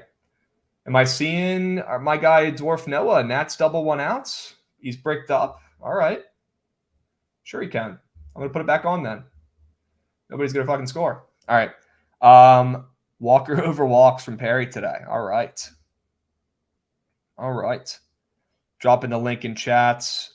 I need my guy Buzz to come up and give the boys a winner here because this is, after that loss last night, got to get it back today. Got to get it back today. All right. Am I still betting on the Brew Crew these days? Nope. You're good to go. You can go ahead and bet on the Brewers today. They should win. I'm not betting on them, so you're good. All right. All right. Let's see what we got. I got to send this out to my goats. Got to send this out to my goats. Got to send this out to my goats. All right. Yeah, the Mets, man. Pete Alonso owns me. Pete Alonso owns my ass. It is what it is. It is what it is. All right, I'm going to drop the link in chat. Come up. Don't be shy. Let's get these plays going. All right. Got my little note sheet up. Here's the plays that I like today. I like the under in Pittsburgh and the Yankees.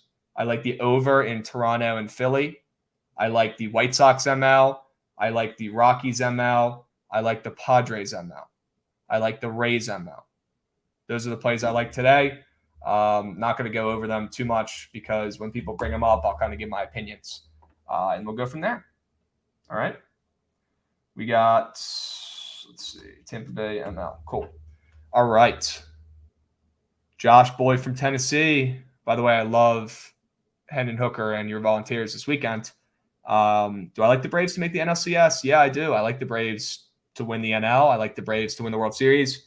I like the Braves live to win the NL East still. Don't care. I like the Braves every which way. Responsibly. Don't absolutely nuke it because the Dodgers are still a team. But I do like them. All right. Brian Robinson's practicing. Yes, that's a W. The motherfucker got shot in the leg twice, at least. And the dude's out there running around. He's a dog. All right. He's an absolute dog. He's an absolute dog. All right. The links are being sent out. Links are being sent out. Need you guys to come up. Let's see. All right. We're good to go. Colin, come up and bless the boys. Colin, I need a winner today, man. I know you faded my ass yesterday on the Mets. Out of respect and repayment, will you come on today and give me a winner, please? It doesn't have to be a 10U winner, Max. Just come on and please give me a winner. All right. We got my guy Nate the Great. He's in queue. He usually comes on later, but I think I'm just going to bring him up now because no one else is here. What's up? How we doing? Colin Culver's coming on later too. That's a W. What's up, the Great? Bag season? Perfect. We had a perfect day yesterday, which yeah, you're an animal. Crazy. It was always over. It's always and the then over. The three-headed monster smacked too. Sure. I got greedy though and put fucking Austin Riley in it. Oh. I didn't even take my own advice. You can't just take Austin Riley every day. Come on. I mean, it was against against a lefty, and then Corbin gets hurt in the first inning, and then I knew it was chalked after that. As soon as Corbin got hurt, I said, "Yeah, this shit's chalked." Yeah, it happens. It is what it is. I also was affected by an early exit from a pitcher yesterday with my guy Ashby going 2 innings. That sucked. It is what it is. Hey, how about your guy Aaron Judge? That shit was crazy. Yo, that game was electric. That game was sick. Yeah. As a Yankees hater, I don't even care. That game was awesome. That was a good baseball game. He's on a I like roll. the He's I on like a the crazy under. roll right now. I know he's locked in right now. I mean, he gets pretty streaky. Like he'll go through, good weeks and bad weeks. Although this year it's been way more good weeks. And he's just crushing the ball. He's hitting bombs. He's getting base hits. Like he's got that average up. He's about to win the Triple Crown. This is insane. They It's stopped absolutely calling insane. that low strike on him. Like, you know what I mean? The shin high strike that they've been calling I on did his see whole one, career. They've and stopped that calling should it. be. They need to figure that out because he does kind of get skimped on that shit. They did call one yesterday on him that was really low, and they ran the replay, and he's good. Like with his body language, I'm actually very impressed with how he reacts. But he did scream like as loud as he could. You could like hear it on the replay and like see him mouth it. He just goes "fuck" like as loud as he could when he called it, and I know for a fact the ump heard it. But he does a good job of not like turning around and chirping that much. He kind of, Aaron Boone is the guy that comes out and does that, gets thrown out of every game, right? Yeah, I can't believe he hasn't been thrown out of the game yet. After all this, like, you know, there's been some horrible low Has call he not? strikes. He's gotten thrown out of a ton of games this year, hasn't he? No, I'm talking about Judge. Oh, Judge. I can't believe Judge hasn't been thrown out of games. Like, yeah, well, it's because Boone, you know what I mean. If that was me, sprints and I'm out of getting the that dugout, baseball, and he that's the one thing Boone does well as a manager is he protects his players, defends his players, Right. and he gets out there quick, and he defends them. But what do we got today? What do we got? I today? agree with you. I'm on the Yankees, Pirates, first 5 under. Okay. You got Ronzi. Severino's making his comeback from the 60-day IL. I only think he's going to go 3-4 innings. And the Yankees have been in the first 5. The Yankees have not scored many runs. The Yankees have the most runs scored in the MLB in inning 7 after the 7th inning. So they do all their damage late. I can see this game being very low scoring, 2 runs maybe through the first 5, and then scoring coming Okay. late. Under 3.5. Is that what you got? I got under 4. Ooh, was it a little juicy? No, it was minus 105 on DraftKings. Okay, well that total is moving down, which is a good sign for you.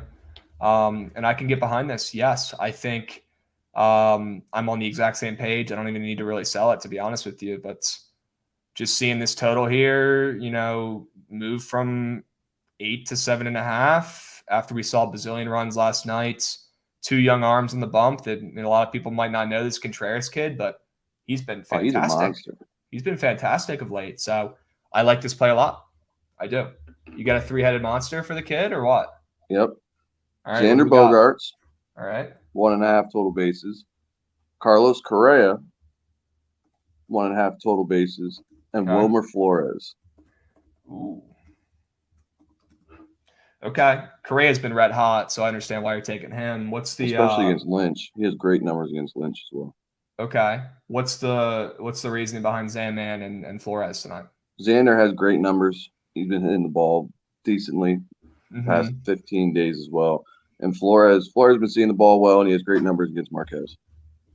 Okay. Keeping it simple. Keep it simple. Are you keeping it to 3 this time? Or are you not going to get yes, greedy? I'm not. Yeah. I'm not forcing 4th. Fuck that. Well, Austin Riley's already playing right now, so I guess you're safe. Yeah, and he's 0 for 3 again. Okay. And he has, which is crazy. He's 7 for 14 with like 6 extra base hits off of Espino, and he's 0 for 3. Espino's a little crafty up there. I feel like Espino never really gets blown up. I don't know. It makes no sense. He throws 90 and throws like 2 pitches, but he always goes out there. He gives up hits, but he doesn't give up. He doesn't give up the home run. He doesn't give up. Usually he doesn't give up the home run. He'll give up like 5, 6, 7 hits, but just not enough runs. He'll get the double play in key situations. That's facts. That's facts. Some pitchers just get lucky like that. I'm hoping my Nats pitchers get unlucky the rest of the game. I need runs in this game. Holy smokes. Yeah, we got first and second, Xander. No outs. Or 2 out. First and second. 2 outs. Yeah, 2 outs. We got Xander. We got Correa. We got Flores. And we got the first 5 under 4 in Pittsburgh, New York. Is that what we got? The great? Yes, sir. Bag season. We getting those coins back from yesterday? You already know. You already know. All right, my dude. Well, shout out Judge. Hate the Yanks, but got to respect them. We're witnessing history. It's awesome. Yeah. All right, my dude. First guy coming up. He's gonna break every record of the non-steroid. I think he's gonna hit probably 65. I'm here for it, man. I want to see history. I'm not rooting against him. Let's get it. All right, buddy. Peace. All right. Trent just tweeted, I'll put 5U on whatever I cook up on stream today. Huh. Well, it must be going pretty well at Circus, I will say. All right. I need somebody at the game. I need somebody at the Nats Braves game. We got a 2-1 count, first and second. Tres Barrea, or fucking four-string catcher, is up at the plate. 2-1 count against Matzik. What could go wrong? What could go wrong? Pop out, nice, thanks, sweet.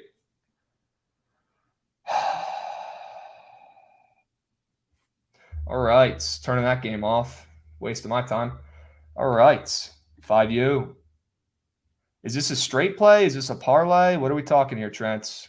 You tailing the Krabby two-piece? You tailing the auto tail lay? Or you just tailing whatever that I say? You're just going to blindly tail it out of respect? Let me know. Let me know. Nats suck. Yeah, shocker. Here's a link. Here's a link, chat. Hop in. Don't be shy. We got my guy MJ, who came on yesterday. He's back for more. Let's see what he's got to go. Let's see what he's got to bet on today. What's up, MJ? Krabs? So I went 2-1. Thank God for Stan. That was electric. He had a piss missile. That was insane. Were you watching the game? I was watching that game. That game was fucking nuts. Oh my God. I was pretty down bad at the beginning of that ninth inning, but that was awesome. That was almost. Hey, it's not over till it's over. Yeah, it's not over till it's over. You know, Aaron Judge got the boys juiced up with that nuke, and Giancarlo came through. Nuts. Yeah, I pitched the Blue Jays under last night or yesterday too.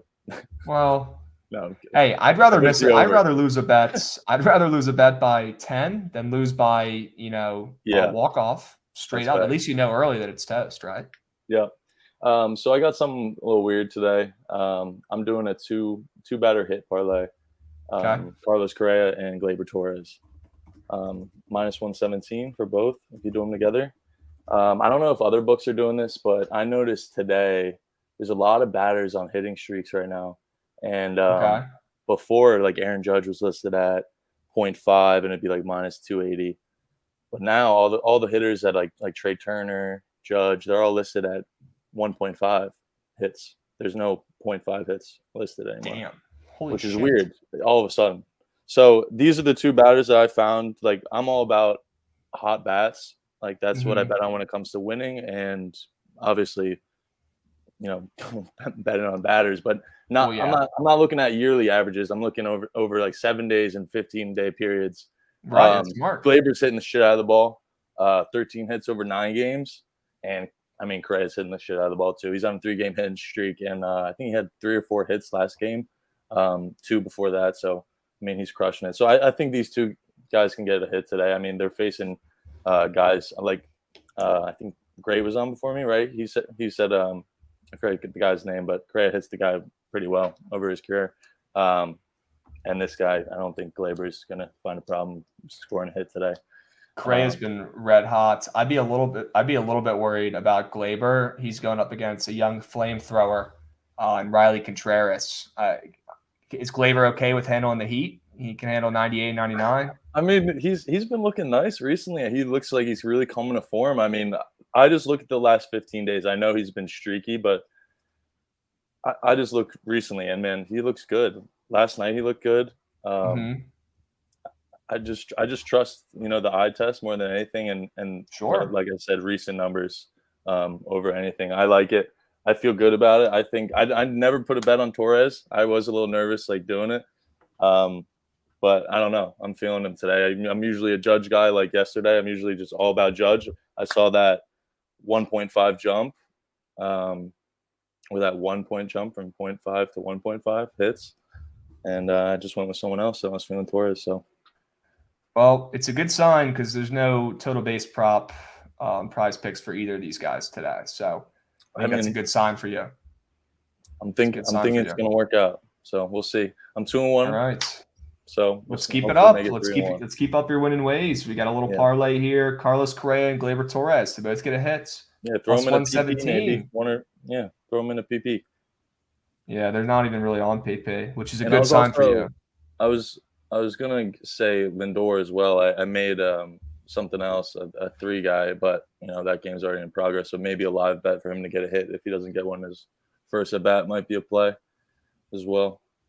Lindor looked great hitting a grand slam last night. Stealing my coins. That's a Just fact. rock with the hot bats. That's what I Hate do. the hot bats, ride the hot hands. I don't hate it, MJ. Let's stay hot. When you come on tomorrow, I expect you to be 3-1. All right? Let's see. All right, my man. I appreciate it. Good luck. Appreciate it, Krebs. Thanks. Peace. Beast. New faces are cool. New faces are good. If you haven't come up yet and given a pick, grow the fuck up. Here's the link. Boop. There it is. All right. We got my guy. Wow, an OG. I haven't seen this kid's face in a while. He's in the Whippo. This could be good luck. What up, Krabs? What's up, my man? How we doing? Chilling. We got UEFA Nations this week. Little World Cup soccer. Okay. Does that have something to do with your name? Yeah, it does. In fact, this guy. Who the hell is that guy? He plays for Ukraine, and he's on Prize Picks today. Wow. Yeah, I'd take him over 2 shots today. So I like Ukraine. That's actually my play. I'm on Ukraine Pick'em today, -105 against Scotland. They played Scotland back in June in the qualifications, and they beat them 3-1, and they're dogs today. So you got to give me Ukraine. Come on now. Who are they playing against? Scotland. And what sport is this? Soccer. Soccer. Okay. So if they beat them 3-1 last game, there goes the phone. All right. If they beat them 3-1 last week or whenever they played them last, and this game they're plus money, isn't that kind of weird that the team that they beat 3-1 is now the favorite this game? Yeah, super weird.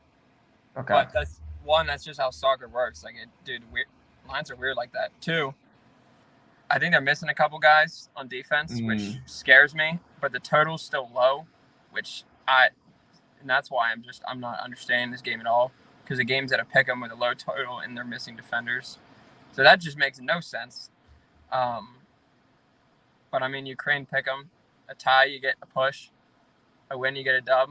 But yeah, I like Yandry. Is it tie no bet? Yep. Oh wow. Okay. Yeah. And it's a pick'em? Yeah. -105. Wow. Okay. All right. I'm not going to lie to you, though. The Crabs play here, the contrarian play would be to take Scotland as a favorite when they lost 3-1 in the last matchup. But I don't know who's out. I don't know anything about soccer. Is this aggregate score or is this just a regular game? They're kind of just like pre-games before like the World Cup. Okay. So it has nothing to do with the score of the last game. It's not like they're adding the scores together like they do in soccer, which makes no sense. Okay. No. All right. But yeah, I mean, he in the qualification games, he's had 2 or more shots in every single game except 1. So, and who is this guy again? Yandry Yarmolenko. Yandry. Oh, Andrely. Yeah, you want me to spell it? No, I got it. I think he's trying to. I'm trying to find him on Prize Picks. Hold on. Let me see. Soccer. Okay. Bada bing, bada boom. Andrely Yarmolenko. Yep. 2 shots? Over 2 shots? Yeah. He had 3 shots just on goal the first time they played Scotland. So. Holy smokes. Okay. Yeah. Well, that's weird. He's at 2 again, but I don't hate it. Well, they had him on shots on goal at 1 last night, and they took it off. So, sus. Whoa. That is sus. That might have been a wrong line or something. Yep. All right, my man. We got Ukraine. What time does this game go? What time does this game kick off? 20 minutes. Wow. 20 piece. Yep. Okay. Oh, and also for baseball, Pirates money line. Will be. Wow. Pirates ML, you're a freak. I'm a Pirates fan. That game gave me some hope. Yeah, I mean, and it absolutely took it away from you and ripped your heart out last night, didn't it? I mean, that's every game with the Pirates. That's a good point, dude. That's a good point. All right. Well, what if I wanted to bet on this soccer match? Where would I find it? I mean, you can find it anywhere. It's under UEFA Nations. Scotland versus Ukraine. Here we go. Yeah. What's the lineup for you? Who's home and who's away? Scotland's home. Scotland's home. I'm seeing. Well, this is with a tie. +145 Scotland's. Well, wait, who'd you say is home? Sorry, fuck. I think Scotland's at home. Scotland's plus 145. Ukraine's plus 185. Draws plus 200. Already paid out. But you can do draw no bets. I'm trying to find it on here, bro. Tie no bets. Here we go. Scotland's minus 135 on here. Ukraine is plus 105. Wow, plus check. I got it minus 105. That was last night, so. Okay. That's rough. Line's moving. All right. And this game kicks off in 20 minutes. Yep. All right, my man. I appreciate it. Ukraine. They get it done. Ukraine gets some bangs, yep. All right, Ukraine gets some bangs. All right, my man. I appreciate you coming on. Yes, sir. Peace.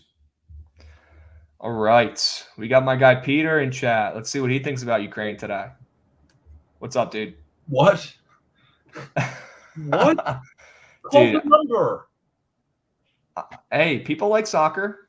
Dude, I might fade that. I might fade that play right now, though. That's the issue here. I'm not even kidding. I have it pulled up right here. So here's the pitch with that. I mean, it's a very crabby play. So Ukraine beat Scotland 3-1 the last time they played, and now Scotland is the favorite here. Huh? That's weird. Does anybody in chat know a lick about soccer that could tell me why Scotland would be the favorite today? Please let me know. You have 20 minutes to stop me from betting this. You have 20 minutes. Oh, man. I'm about to give you some baseball picks, and went 4-0 yesterday. My job is to come on here to give winners.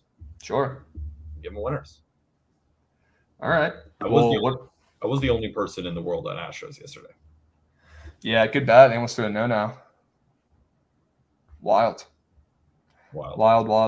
Peter's the hottest gambler on earth. Let's keep the streak hot. Let's keep it going, Peter. What do we like today? Good bet on that under in the athletics game as well. Got kind of close. Didn't expect A's to hit around Castillo again. What did they do? Castillo kind of mid. Right now. Kind of mid right now, agreed. Right now, last couple starts, yeah. I got two props. All right, what do we got? 2 overs today. First one, we're going to go over to Baltimore, Detroit. The line already moved to 8.5. I got it at 8. And this almost feels like a no-brainer over to me. And the reason why is that the Tigers have been sneaky good lately offensively, especially against righties and especially on the road. Like, what if I told you that the Tigers are near a top 10 offense in September against righties on the road? I know that's very specific, but that's what we have today. And they've already gotten to Jordan Lyles before. And while Jordan Lyles has been good at home, that's one of those stats where I just don't believe that to be true. Like, that's just, he's happened to have better starts at home, but he is not a good pitcher. And in September, he's been one of the worst starters in all of baseball. So I think that he's going to get hit up. And I just feel that this Orioles offense is due for an offensive outburst. They match up against Matt Manning pretty well. And Matt Manning has had his issues on the road. And that's something that is tangible, right? This is a young pitcher going into a ballpark that he hasn't really been in before. And I think that the Orioles, after a couple of bad games, like the Orioles are still a top 10 offense against righties in the month of September. Like, this is still a good offense. I think they have one of those games after having tough games back-to-back. They got blown out 11-0. Then they lost 3-2. Like, this feels like a game that the Orioles offense really shows up. And both bullpens have been used extensively. Like, there hasn't been really many off days for them to rest. So I think there will be runs early. I think there will be runs late. And I think also Ballpark Pal has Camden Yards as the number 4 ballpark today in terms of offense. So give me the over. Wow. Okay. A rare Camden Yards Ballpark Pal W, right? That's what I'm saying, which doesn't Pitcher's Park. And I already was leaning towards the over. Check that, and I was like, okay, lock it in. Okay. And I saw it move to 8.5, and I was like, even better. Give me that. What's the second play? I can get behind that one. The second play, what is it? Oh yeah, Rangers versus Angels over. It's a little more square, I guess, because you could look at the ERAs and you look at Tucker Davidson and you look at Dane Dunning, but there's a lot of reasons to like this. Rangers are one of the best offenses in baseball lately against lefties. If we're looking at WRC Plus, I can run you through the stats. But also, the Rangers are not good as a favorite, and they're not good at home, while the Angels are a little bit better. Like, the Rangers are one of the worst teams as a favorite overall this season. So you don't really want to bet on them in this spot. While I think that the Rangers get to Tucker, I think that the Angels get to Dane Dunning, who they've hit plenty of times in the past. And then if we're talking about bad bullpens, the Angels have maybe the worst bullpen in baseball in September. Like, their bullpen has been terrible. They haven't had an off day. They're just wasted. They're just like not rested. They should get blown up later after Tucker comes out. And then also the Rangers have a mid bullpen. They're around 14th to 16th in ERA, FIP, XFIP, all those kind of stats. So I think this is just an over game. So I'm on both of those overs. I absolutely love Dane Dunning and the Rangers today, and I think they score 10 runs and hit this over themselves. Although I will say Angels that total going from 9 to 8.5. I don't love that with two shitty pitchers on the bump. I don't love 9. What's up? When was it at 9? I've never seen it. I was on it. Well, it at least opened at 9. It might have only been there for a second, but it opened at 9. Yep. And you know how I feel about this line movement. Doesn't matter in my eyes. Good. Yeah. Yeah, I get it. And you hit more bets than you lose. So I respect everything you say. Even if I might not agree with everything you say, I do respect it. And you're right more often than you're wrong. I also think it's weird that Davidson is not up on Prize Picks for a fantasy score. I don't really know what's going on with that. Dane Dunning is up, but I don't think it's anything pretty low. Special. He's at 23.5. That is pretty damn low. I mean, he's been pretty damn bad. Let's not kid ourselves. So, and it's not even just about the starters. It's like Dunning could throw fine. It's just this Rangers bullpen is not very good. And then the Angels bullpen has been horrible. So it's not just first 5 innings over. Like, I'm specific with my overs where I think that the value comes in. This is a full game over because both bullpens are not good, especially the Angels. Do you like Rangers bats today as props? I really hope you do.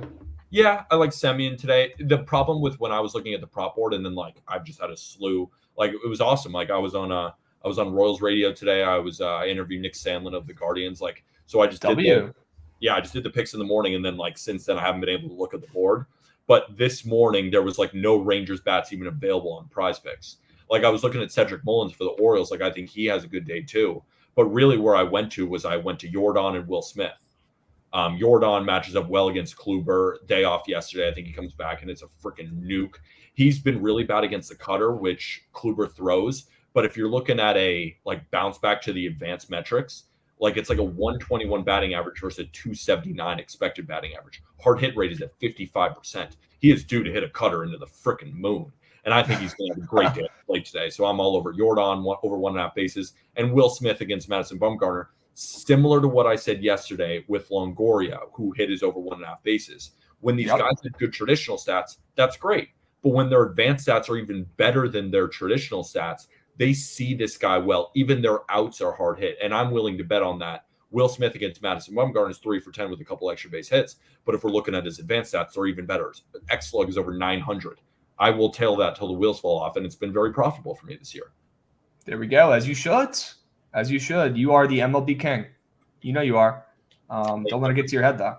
Oh, I will. No. Will Smith. No, but you're only as good as your last bet. So it's we've won 3 straight. We've won a bunch of props this week. But if I lose today, then people will be like, oh, is he that good? You're only as good as your last bet. So let's win today. Yeah. That is what you signed up for. You know that. I know that. Will Smith, are you taking his TBs? TBs and Jordan. I paired them together. Okay. What was I going to say? Fuck. I was going to ask you something. Oh, yeah. Here we go. So Dane Dunning has really not been going long in games at all of late. And he's up there for 16.5 outs. Interesting. That's makes me think he might pitch okay today. That gives me Clevenger vibes a little bit. Could be. But like I said, I mean, if the Rangers could literally put up 7 runs today, which I think they will, I think they score plenty. The Angels only need to score a couple, and then you catch the over. Boom. And I'm not taking the under in this game. You kidding me? Yeah, and with Dunning, he's gone over this, where he goes 6 innings and gives up 4 earned runs. but like goes over the pitching outs and is like, for example, remember we were talking about Wainwright yesterday, and I was like, you were like, Wainwright's going to get demolished, and I was like, I like the under fantasy score, but I don't think he's going to get crushed. And what happened? 6 innings, 6 hits, 4 earned. Like, I think that's probably what you'll see from Dunning today, but I think the Rangers bats respond and win that game. So I think he might go over 16 and a half pitching outs and pitch fine. But at the end of the day, Mike Trout, Shohei Ohtani, and Taylor Ward are hitting a combined 325 with 6 extra base hits. Like, so the heart of the order beats up on Dane Dunning. So it's like, will Dane Dunning maybe go over? It's possible. Will he pitch well? I don't think so. Okay, that's fair. That's my guy though. He's like my Cal Quantrill, except he's not good. That's the only issue. That's the only issue with him. I also did just fade that kid's soccer bet, by the way, unfortunately. Fuck it. Let me know if it hits. We got it here. I'm taking Scotland. Tie no bet. -130. Respectfully. Taking them out. Starts up in 9 minutes. Would you put like 130 to 100, or would you put? I put 2 bones on it. Put 2 bones on it. If it draws, it draws. I'm trusting my guy Jangus and Chad. He's begging me to take it with him. I'm doing it. If it draws, it draws. This is draw no bets. Okay. Draw no bet. Absolutely love it. I mean, there's no one else in queue, so I don't really know what else you got going on today. You got any more interviews? No. We doing a space today? I'm down to run a space if we do it at like 5. I got to go at like 6. We do 5. Okay. I'm down to run it back. Do you have any baseball bets you're looking at? Maybe I can steer you in a direction, or. Yeah, I've got a bunch of leans. I like the over in Toronto, Philly. 2, pretty darn good pitchers here, especially with Gosman on the road. He's really good on the road. And our guy Wheeler, who's not going very long today, he's coming off the IL. He's nasty at home. And I also kind of like the Phillies too, seeing them as a favorite here. When we know that Syndergaard's about to go in and pitch in this game and the Phillies are a favorite. Are you kidding me? Against Gosman, and they haven't won a game in like a week. That's interesting. And Toronto's been pretty good. So I think I just talked myself into Philly ML as well. But I like this over 2. It went from 7.5. It opened up at 7.5, which makes sense with these 2 starters and arms, right? And maybe it went up because they announced the Syndergaard thing. It definitely could have gone up a point literally because of that. But these are 2 good starters on the surface level, and I think these offenses are red hot, and I don't see them stopping scoring today. Plain and simple. There's also, I realize has my mic been plugged in the entire time? Do I sound better now? I don't remember how you sounded before. I think you sounded great both ways. I do. Let's see. Thank you. I can still hear you. Nats bang? No way. Who's banging? Is this better? That actually is better, yeah. Joey Meneses is the greatest baseball player ever, the second coming of Barron Bonds. Agreed. People are starting to talk, Peter. People are starting to talk. 3-2 Nats. Could he get Juan Soto money? So we got time. Our guy Collins in queue. We'll bring him up here in a sec. I'm all over Nats Twitter, obviously. And there was a account I like who tweeted out this poll yesterday, and it was, hey, if we get a call in the offseason and we get offered a top 100 prospect for Joey Meneses, do we take it? And I said, yes, without a doubt, you take that. But I was reading through the comments and stuff, and people are starting to think that Meneses might turn into like a Max Muncy type story, where he's just a late bloomer, comes out of nowhere, and he might be here to stay. I mean, I've been saying it for weeks. Like, the guy has not slowed down at all. He absolutely mashes baseballs. He does. Mashes baseballs. He does. But maybe when we get some film on him, the pitchers will know how to stop him more. I don't know, but I don't really think the guy has a weakness, to be honest with you, besides him being a terrible fielder and really slow. I think it depends on who the top 100 prospect is, right? Okay. It's not like all top 100 prospects are going to land. The Nationals need to do their due diligence with that.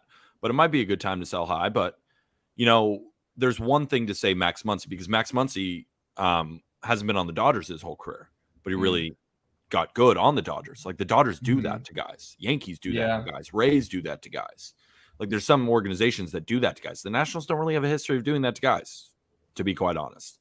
They've made their money on Strasburg, who was going to be good regardless, and like hasn't matched his potential. Like they signed Max Scherzer, they signed Patrick Corbin, and look how Patrick Corbin is right now.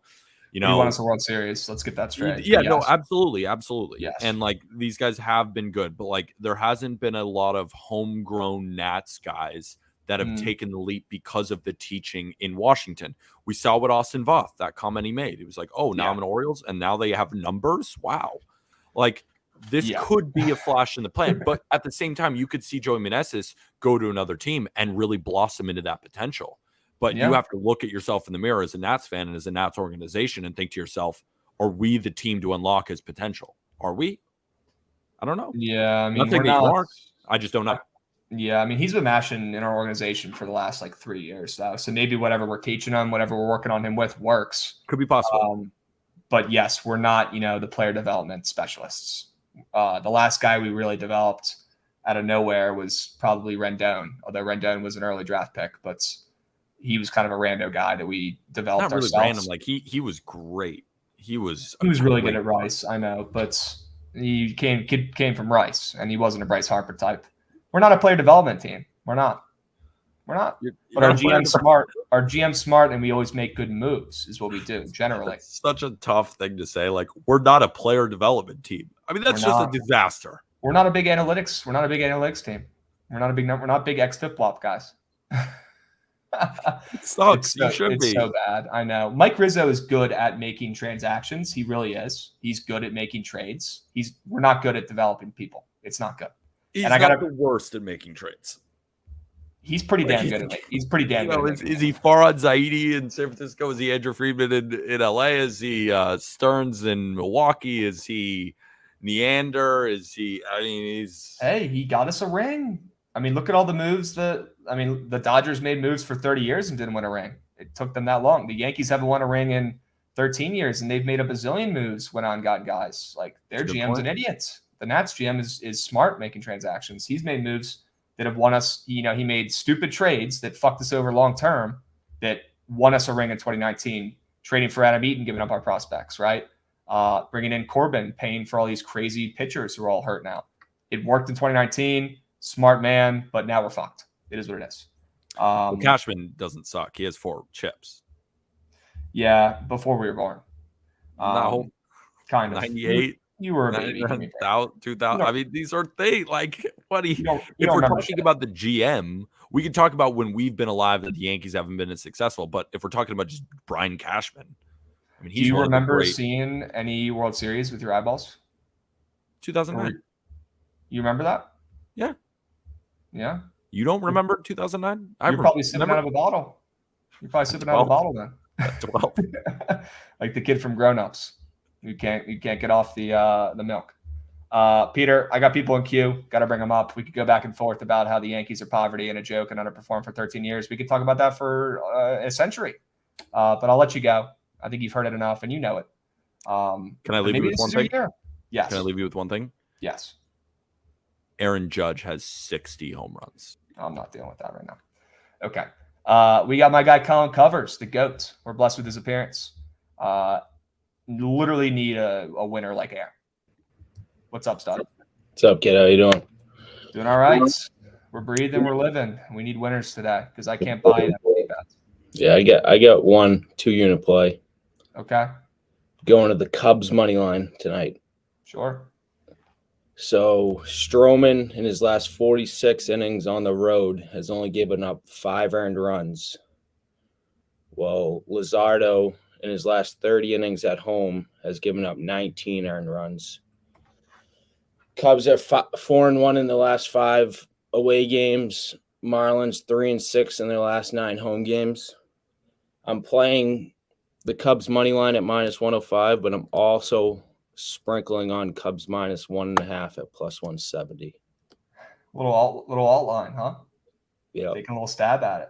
I mean, is Stroman back? He looked fucking incredible at home where he's been so terrible in his last start. Maybe he figured something out. Yeah, 100%. He almost threw a no-hitter. Yeah, he's been looking real good lately. He's a better pitcher on the road, too. I don't know why, but he is. Significantly better on the road this year. Significantly better. Yep. Damn, and that line's moved 10 cents towards the Cubbies too. Their lineup is probably poverty again, like it was last night, but it didn't matter. And is their lineup out yet or no? No, it's not. But they put out the Cubs -1.5 instead of Marlins. +1.5? No, they put out -1.5. Right. Which is weird. Yeah, which is very weird.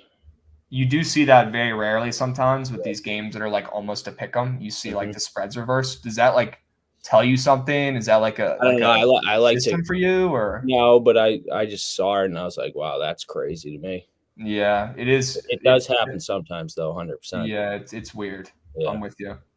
Cubbies against Luzardo. Yep. God, Luzardo's nasty. You got some cojones taking that, but I definitely don't hate it. I like the line movement. He's been struggling at home lately, so Luzardo has. Okay. I mean, let's not act like the Marlins aren't the worst offensive team we've seen maybe in a decade too. So I'd rather the Cubs lineup, no matter who's playing, than the Marlins. The Marlins are the worst offensive team I've ever seen in my entire life. Okay, I'm looking at their like fantasy scores on Prize Picks. Luzardo's at 36.5. Truman is at he's low as heck, 27.5. That's disrespectful. He hasn't been pitching a lot of innings though. He's on the road. He's only been going like 4 to 5 innings. Dude, because he throws so many freaking balls, dude. He walks people. Okay, maybe the Stroh show continues on the road, and maybe he figured something out, in his last start, and he's absolutely locked in right now. It happens.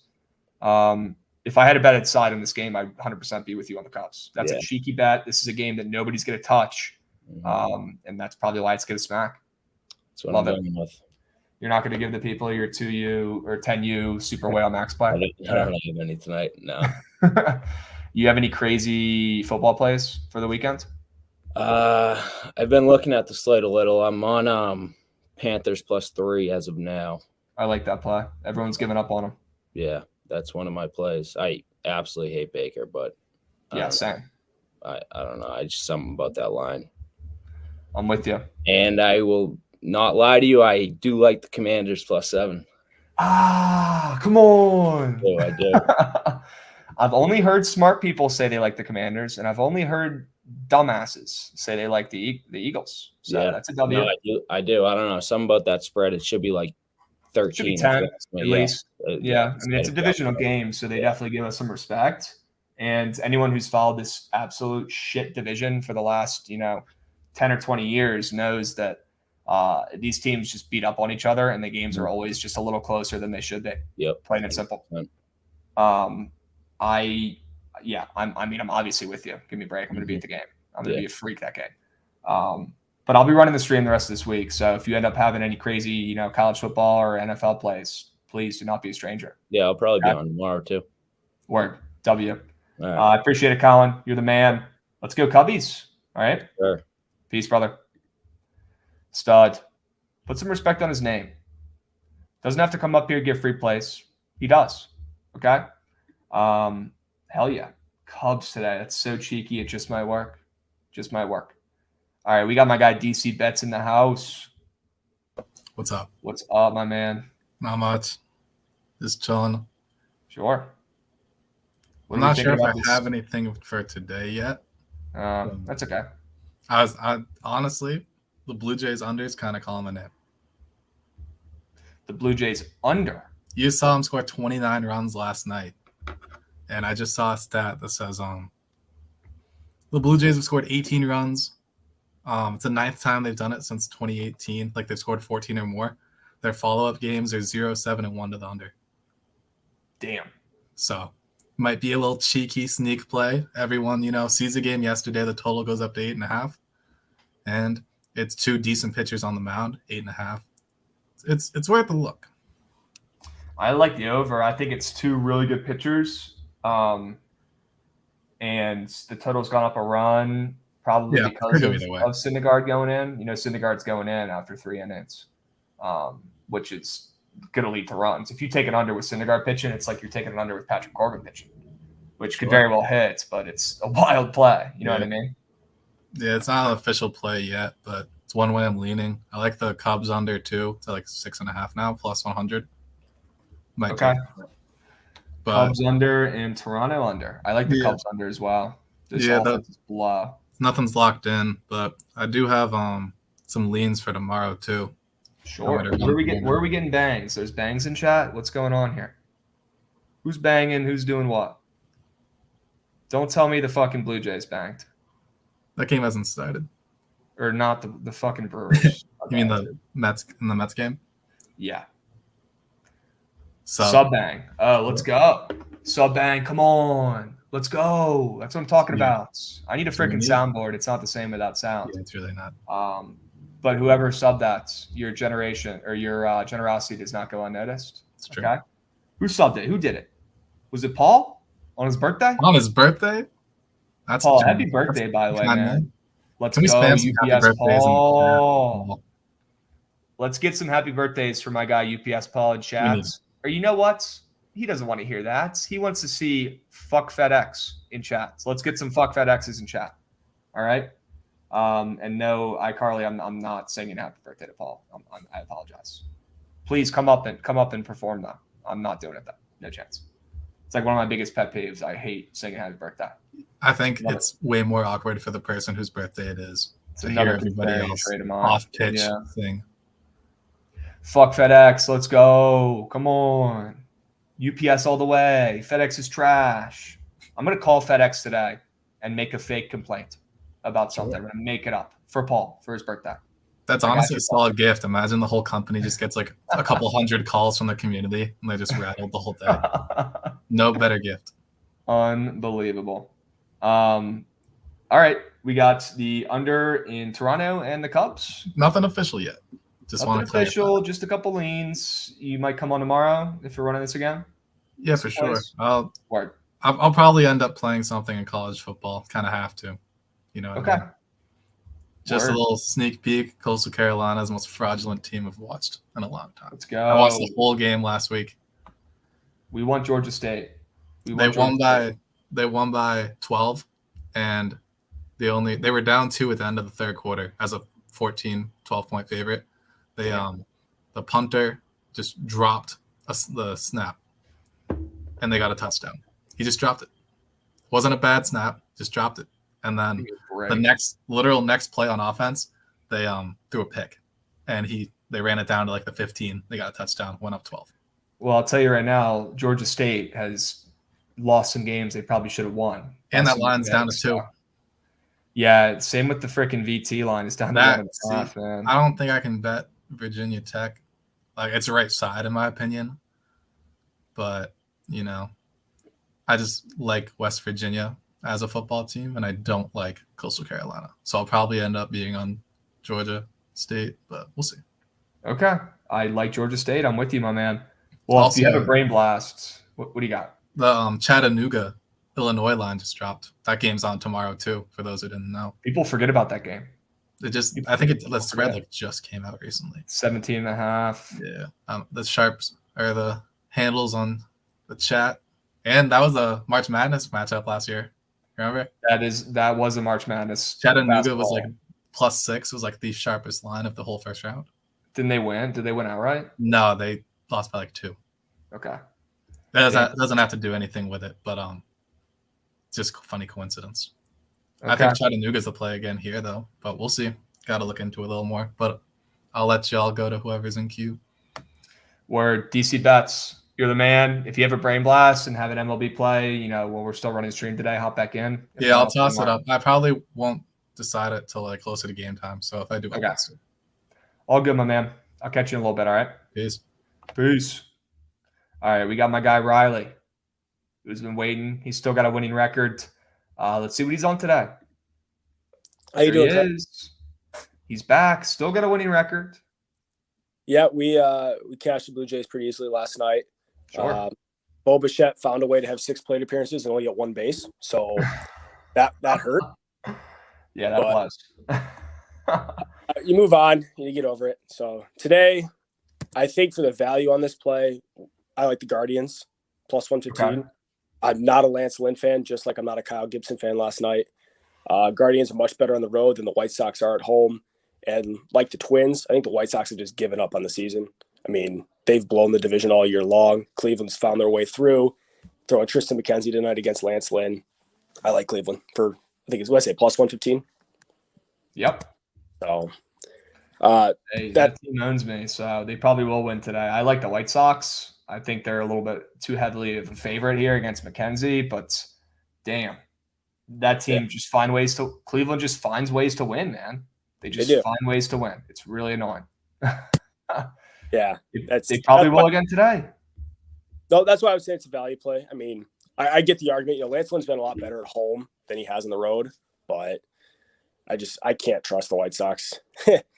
So, the White Sox, they're poverty. They find ways to lose. I'm so with you. I'm so with you. And they'll probably find a way to lose again today to the Guardians, who find ways to win. This is like a matchup in hell for me. Have to bet the White Sox. I already know it's not going to hit. All right, we got any player pops today or no? I was on Nimmo over bases here in the afternoon, but guy gets a hit at the top of the first and just got hurt. I don't know what just happened. Yeah, he got pulled after the first inning. He's got like a calf injury or some shit, leg injury. That's shocked. That's so beat. He got a base. You had his over TBs and he got a hit and got pulled after the first. Literally in the first. It's one of the worst beats of the week. It's brutal. Yeah. Holy shit. That shouldn't count, dude. That's some bullshit. We'll see how DraftKings scores it up here at the end of the game. I'm sure it's going to be an L. They're scoring that as a freaking L, brother. You know it. You know they are. Yeah. Damn. Okay. Well, we got Cleveland ML, quality over quantity, right? Keeping it simple. Yep. Keeping it simple and riding with some plus chicken. Absolutely love it, my man. Thanks. I got one college football for the weekend. Wow. Okay. What do we got? It's the grossest game on the board, if you want to take a guess. The grossest game on the board. It's college football Saturday. Yep. Is it Iowa State being favored against a ranked team? It's Iowa, but it's not Iowa State. Wow. And I like Rutgers. Holy shit, you're taking Rutgers. I'm taking Rutgers. That team has done nothing since they joined the Big Ten, but have been sneakily, I'm not going to say good, but above average when it comes to expectations. And for a 34-point line, I think Rutgers can cover 7.5. Damn, bro. I mean, Rutgers is poverty too, but so is Iowa's. Holy smokes. I don't that expect makes my brain hurt. I don't think one other person's going to come in here and touch that game, which is why I'm the one that's going to take it. All right. That is a good thing. That's a good sign. Rutgers. Iowa stinks. Let's not be fooled by their 27-0 win against Nevada. Nevada's like the worst Power 5 team in all of football. So that's honestly, it's an overreaction there for Iowa. I like it. I appreciate it.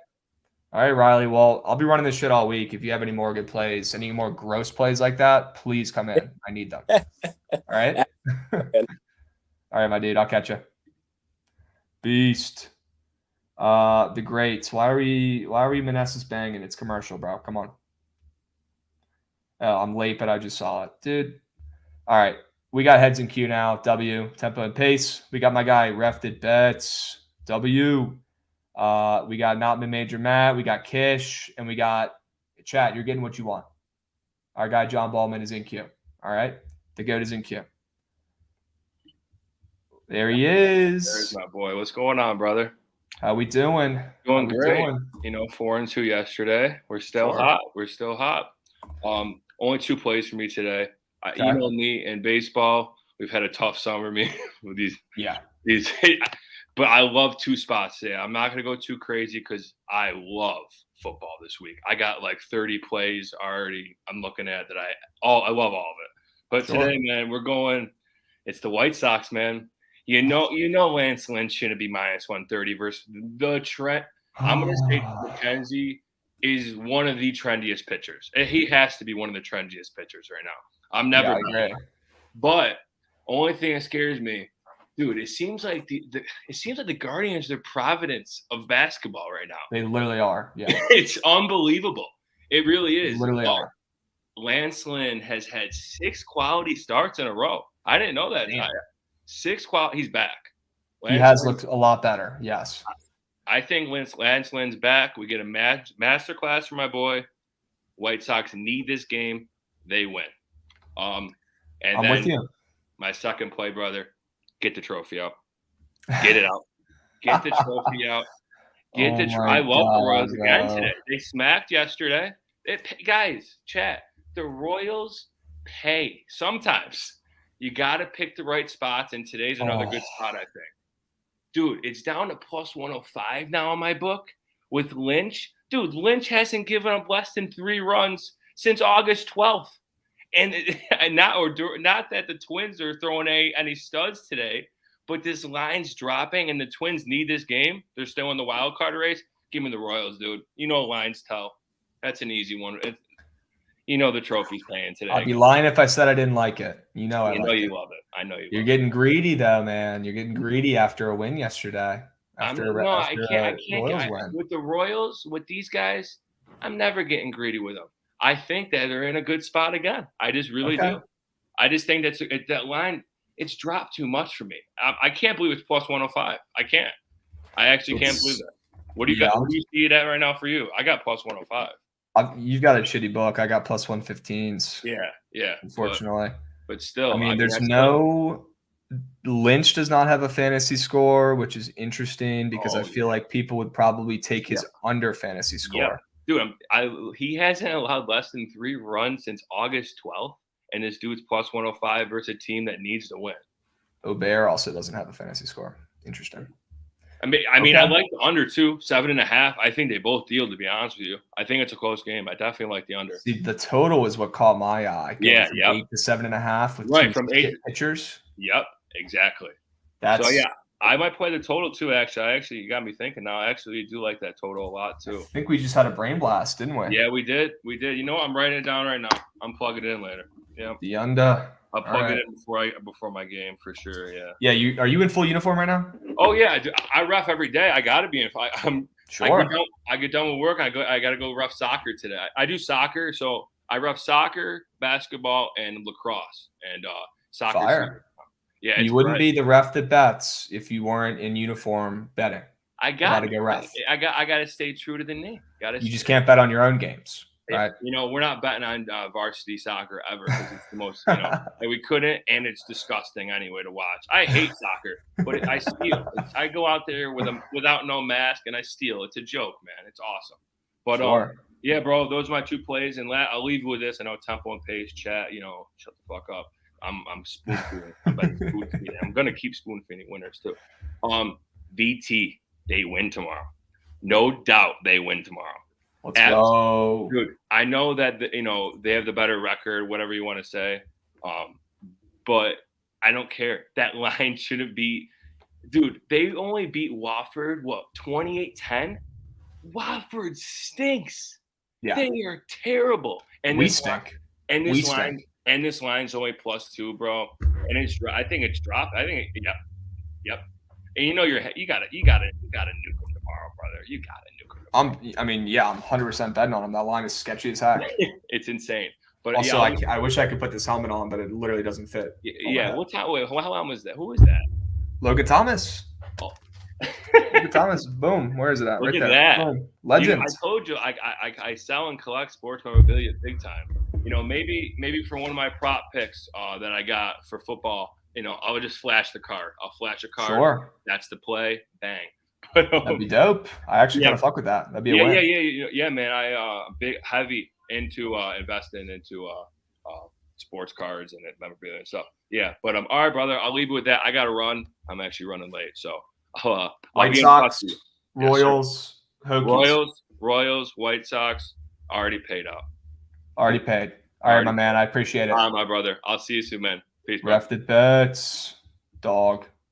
Me and that guy bet the exact same. Literally. And it's very rare finding people like that. All right. We got my guy DeGen Hours. He's got to go to class. Very corp of him. And we're going to keep rolling. All right. Here we go. What's up, There he Crouch? is. I need There six he is. outs from your Nationals. I need 6 outs. Oh, Come what do on. you took the Nats today? No. NL East race. NL East race. Sure. All right. That's fair. What's it at right now? I have no clue. It's 3-2 in the top of the 8th. No, I meant the standings. Oh, the Mets are 1 game up, but the Braves have 2, and it's all coming down to the best 2 out of 3. It's all coming down to the series that the Mets play the Braves in a week and a half. That's going to be absolutely electric, dude. Oh, it's going to be great. Yep. Scherzer and DeGrom are in line to start the first 2 games. I mean, if that happens, there's no excuses. There's a base hit for the The Braves. Nats? For the Braves. The Braves? Oh, no outs, man on first. Damn, you know they're going to try to win this game too. All right, well, we'll keep monitoring. Nats had a sick strike him out, throw him out to end the 7th. I was hyped. I know, I saw that. I have the over, and I was very upset. The over? I mean, hey, hopefully the Nats pour it on. I am more than okay with this game going to extras and the Nats putting up a 7 spot. Yes, me too. All right, let's do it. What else we got today? You like anything? Yeah, I got one pick in the MLB. I'm going to go with the Guardians White Sox under 8. Word, what do you like about it? I just think it's going to be a close divisional game, and Lance Lynn's kind of been shoving lately, and I don't think the White Sox are going to be able to touch McKenzie. So 4-3, 5-2. I think that game could go under. Okay. Yes. It's going to be a playoff type atmosphere. I don't love that the total's gone up a little bit, but yeah, I saw 7.5. Probably because we saw a bazillion runs last night, right? And these teams have been scoring a bunch of runs, so it's pretty telling that total's this low. I think McKenzie's going to be fine. I think he might give up a run or two. I think Lynn is going to throw a gem tonight. I think he's throwing a gem. I think so too. So I'm with you. I think the White Sox win this game, and if I had to take the bet on the total, I would definitely take the under. So I'm with you on that. Keeping it simple today. 1 bet, 1 winner. Yep. And then tomorrow, I just have a really good feeling they're going to love what I'm on tomorrow as well. The Hoax. Georgia State money line. That plays too. Georgia State. I'll be on that. You're on ML. Yeah, I'm going ML plus chicken. Wow, you're cutting the shit. Yep. No, I think I watched a little bit of Coastal against Buffalo. I mean, that play is just fully just a fade on Coastal. I think they're awful. And the fact that Georgia State's 0-3 and Coastal's 3-0, 2-point spread, I mean, that's a no-brainer. Georgia State. Who are you and what have you done with DeGen hours? Completely different, right? You've gotten so wise. Yeah, you football really have. season just flip the switch, bro. Good for you, my man. Well, keep betting square in MLB because that shit pays. I can't buy a bet. But damn, fire, my man. For sure, Georgia State. Yeah, this game's going under tonight. Georgia State tomorrow, and then that Thursday night game is tough, dude. I don't want to lay 5.5 with Brissett, and I don't want to bet on Mitch Trubisky. So I don't know what I'm gonna do. Over. It's gonna be what, high 30s? I think so too. Over. Yeah, we're already hearing it. It's like the lowest total in forever. Like all totals at that number have gone under. It's like 7-0. These offenses stink. I'm taking the over in that game. I could definitely see that. I'll probably be on that too. Yeah, maybe a little Najee under rush. So gross. Oof. It's so gross. It just might work. Yeah, I think it might too. All right, we got an out, I think, in this Nats game. 1 out, man on first. Let's go Nats. Finish the job. Hopefully we can help you guys out. All right. Yeah, let's do it, Krabs. Sure. All right, my man. I appreciate it. Good luck in class. Learn a thing or two. Read a book. That's what I'm talking about. All right, we got who are we bringing up here? We're bringing up my guy Matt, and then we're going John on deck, and then we've got the youngins Kish and Crook in the hole. All right, there he is. Fuck FedEx. What's up, Krabs? Just living the dream, brother. How you doing? You've got some new stuff going on. That's what I'm talking about. Yeah, it's a nice place for fucking $3,200. I hope it's pretty nice, but. Fucking San Jose, California. It's California, dude. What can you say? Yes, sir. Yes, sir. All right. Well, I haven't seen you in a while. What do we like today? This is good. Oh, so let's touch up on the Tucker Davidson stuff that Javon brought up. So in your Krabs brain, we all know that Prize Picks is fucking stingy, right? They don't want to give us lines that we need sometimes. Tucker Davidson's pitching outs are at 12.5. He said it. I've never seen an earned runs prop even with that low pitching outs. And they hung him at 2.5. I think they're baiting us into taking his over. Why would they give us a 2.5 pitching outs? Krabs, think about it. Use your Krabs head. Forget chat. Fuck the goddamn all the 500 people watching. Why are they giving us a 2.5 earned runs with 12.5 pitching outs? Use your mathematical formula. Well, my contrarian mathematical formula tells me it's a trap. Is what that tells me. Right. That's not good. But you guys touched on it, is that this total has gotten bought down with Tucker fucking Davidson and Dan Dunn. No, it's two of the shittiest pitchers right now in baseball going at it. And the total's dropped. So it's definitely really, really sketch. And I like the under in that game. I don't really want to fade it. I don't really want to fade Peters over. I'll be honest with you. even if I disagree with the play, I mean, Peter wins bets. Oh yeah, baseball. So completely agree. That's what's definitely scaring me. Yeah, I don't think I'll make a play in this game, but that prize picks line is real fucking fishy. Unless they're really just giving us a free square, which they do at times, and they do fuck up. Who knows? But it's there's no correlation between the pitching outs and the earned runs. They never give us that shit. That is so weird. Yeah. That is so weird. We fucking bet on Chris Archer for some reason all the time. I don't know why. But his pitching outs are always like 13.5 and 14.5. He doesn't usually have earned runs. You got to think about that too. Why are they fucking giving us Tucker Davidson? Unless he's really getting blown up. But that's what they want us to think, that he's getting blown up, but I don't think they're giving out a free square, man. Holy smokes. I mean, the guy... They do sometimes. Have they announced like the plan for Tucker Davidson today? Have they announced how long they're trying to go with him, or are we just going off of previous starts? So they don't really have a plan for Tucker Davidson. He's stretched out long enough. He does not miss bats.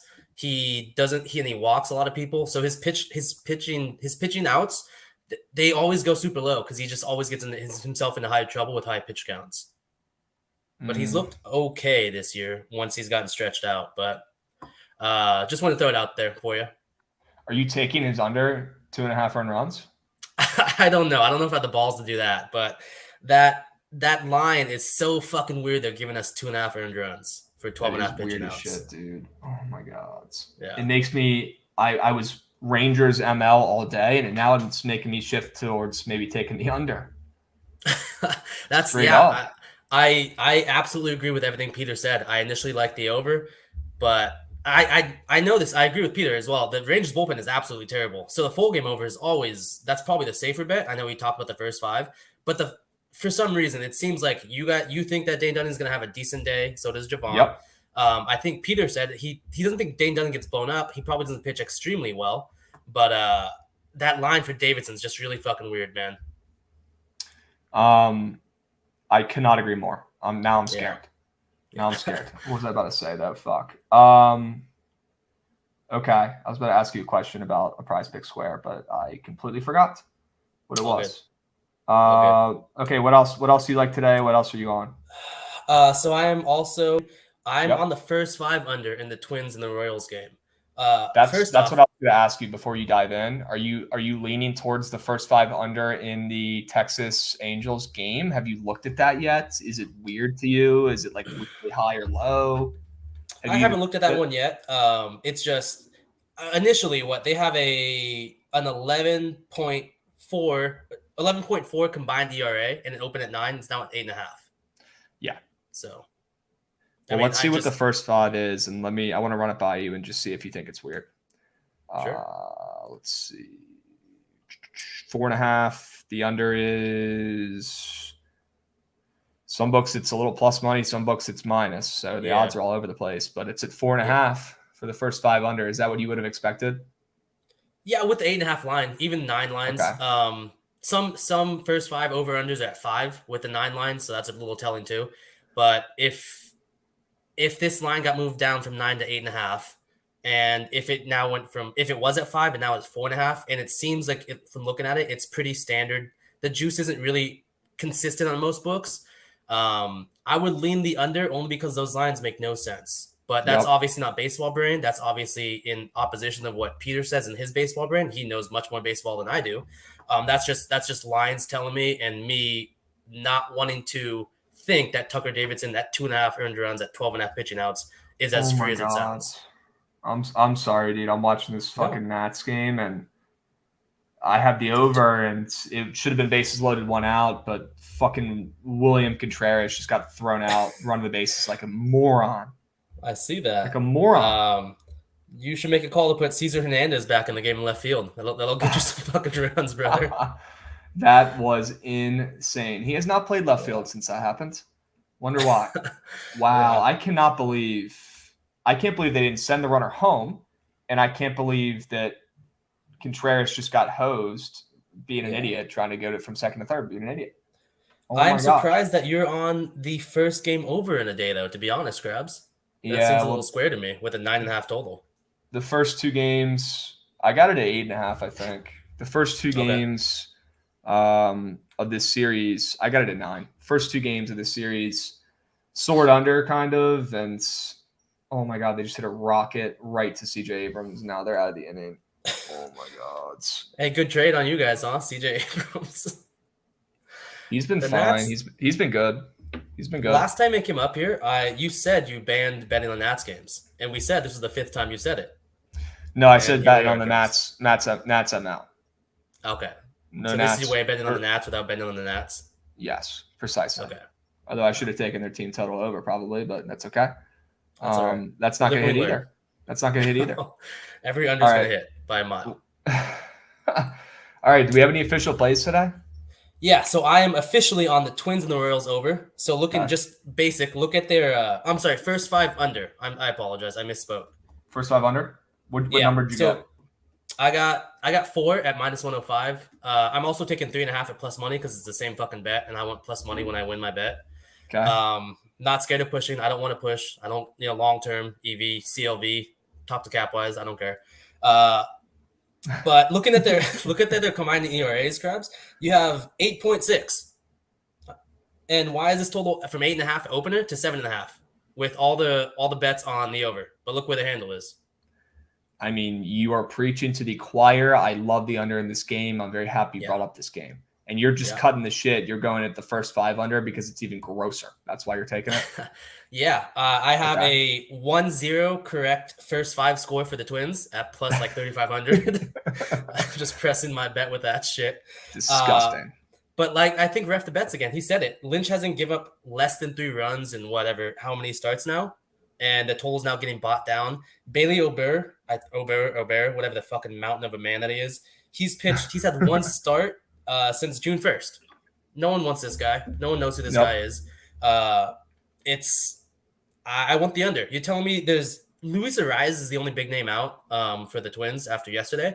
And what's the justification for that total being moved an entire run with all the bets on the over? It's definitely weird as shit. I love this play. It's weird as shit that the line is moving down in this game with these shit pitchers. It's weird as shit. I agree. Especially after we saw runs yesterday. Yeah. I agree with, again, both of you said that they think both pitchers pitch well. I agree.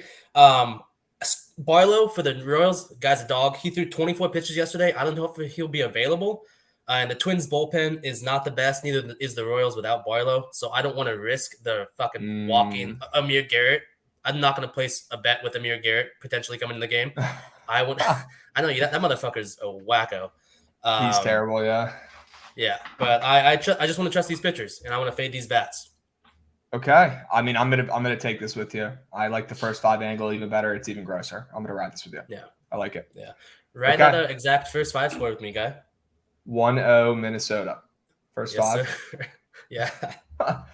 Not full game, right? It's a first 5 bet. No, it's a first 5 bet. Yeah, you can take the full game at 2-1 Royals. Fuck it.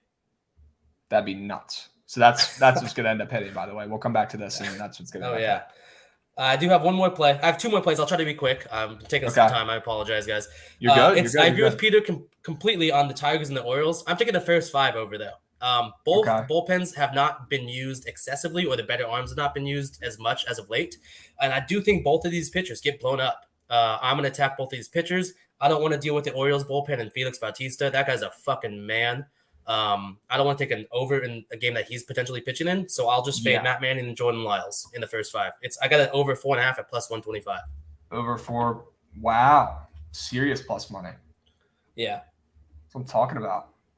Okay. I can get behind that too. I like the over in that game as well. What's the third play? I don't know. I don't have it locked in yet because I want to see the Rays lineup. It's the fucking Rays, man. I want to bet on the Rays. I want to fade the Astros. The Rays haven't scored in the first 2 games in the series, and Lance McCullers opened up at -130. He's now at -125. Krabs, suck my dick. It's the Rays today. Fuck the Astros. It definitely is. And look at Lance McCullers' fantasy score, dude. This is the one that I've been looking at all day. His fantasy score is at 31.5. What is his other stuff at? Is it also weird? It's also weird, man. I was gonna bring that up to you. So typically, you want to correlate, obviously, like hits allowed and earned runs and all that shit. With the pitching outs is kind of my main factor of where those lines are. His pitching outs at 17.5, not really juiced to the over or under, just a tad to the over. His hits allowed are at 4.5, juiced as fuck to the over, and it's at 5 on Prize Picks. Other 17.5 lines, Jesus Luzardo, for example, is at 17.5, juiced to the over. His hits are allowed at 4 on Prize Picks. They don't think McCullers is gonna have a great day today. Holy shit. Yeah. This could be the one. Yeah. I do want to fade McCullers in some way, whether it's the Rays money line, whether it's the Rays first 5. Look, I mean, Kluber has the exact same numbers across the board essentially as McCullers, and I want to take the first 5 essentially, honestly, but I want to make sure that Yandy and Lau are in the lineup. I don't know if Lau's injured, but Javon could tell more about that shit. Yeah, but the Rays lineup is weird, man. Yeah. Well, Yandy and Randy got in a fight 2 days ago, and that's why they were benched yesterday, apparently. So. Oh, were they? Yeah. Yeah, so they should come out pissed off against fucking McCullers. Let's get it. And then last night, I think they loaded the bases in the top of the ninth or the bottom of the ninth, right? And they got which I like runs out of it. The Rays did. Yeah. The little opposite system that the team's showing late life. You take them early, first 5 the next game. Absolutely. It's the same system when teams show life in the end of the season. You take them for the next season, the over, or you take something. You ride that train. And I want to ride the Rays today. I don't know how exactly yet, but I need to see the Rays lineup before I make my decision. But I want to fade McCullers as well on that same exact mindset as you, brother. Awesome. We'll figure it out. We'll talk to Javon, the Rays whisperer, and we'll get some bets in. Yes, awesome. Sir. I mean, I absolutely love everything you just said. I love all these bets. I might fucking put a parlay in with all 3 of those players straight up. Well, that's not good. Well, just a little sprinkle. Yeah, that's not good for you. You're right. Okay. We got first 5 under 4 in Minnesota, Kansas City. Mm-hmm. We've got first 5 over 4.5, Detroit, Baltimore. And we've got Tampa Bay in some capacity to win. And we're going to try to fade McCullers at some points. I want it, brother. I want it. We need it. If you can come in the spaces that we're running today, maybe we can figure that out and finalize it then. I'll try. I'll try my best. Obviously, if not, we'll figure it out. We'll figure it out. But my information will correlate with Peter's brain. So what we're saying doesn't correlate with baseball brains, unfortunately. That's facts. So we'll get some pushback. We got to talk. Not saying that either of us are right or wrong. It's just funny, the conversations we have. That's facts. All right, Matt. I appreciate it, my man. Let's hit these bets. Brother. I love them. Lance McCullers is giving up 21s to that. All right. Hey, 21 at least. All right, my man. Take care. All right, brother. Peace. Fuck, I always cut people off. All right. My guy John has been waiting here. He looks like he's been studying. He's ready to spoon feed. He came on yesterday and gave out winners left and right. So pay the fuck attention. Also, if you didn't learn anything from Matt just talking there for a couple minutes, you're a bozo. You weren't paying attention. Grow up. Figure it out. Dude just spoon fed 3 winners. Bang. All right. We got my guy John coming up here. Long time no see. What's up, dude? How you doing, dude? Yeah, long time no talk. Doing all right. I'm hoping the Nats can blow this real quick. Maybe getting the extras. Come on. This team, man. There's something. Their seems defense like they were gonna looks blow incredible right now. The Nats. The Robles made a dive in play in center, threw out the runner at first, double play. We're throwing out guys stealing. Well, they give up so much batting for the defense. That is true. That they have plenty of plays, right? They have plenty of plays for their sample size of defensive plays. Well, Kyle Finnegan's in, so he's probably due to go up a run. We should be okay. All right, John, what do we got today, my man? You came on yesterday. You pitched the Royals when nobody believed in them, and they won, along with a lot of other bets that also smacked. So you're dialed in. What do we like today? Yeah, we got a couple ones today. I really like the Blue Jays Phillies over. So I don't know if y'all were talking about this earlier, but Zach Wheeler's coming off the IL to start for this game. He didn't make a rehab start though. He's only going to go 2 innings max, maybe 3 innings if he's pitching a no hitter and he hasn't hit a pitch limit. But I doubt he even goes 3. And Noah Syndergaard is piggybacking him. He will do this for Zach Wheeler's start today and Zach Wheeler's next start. So that's something to keep an eye on. And Kevin Gossman on the other side, he's allowed 4 runs in 4 of his last 7 starts. So he hasn't been as good lately.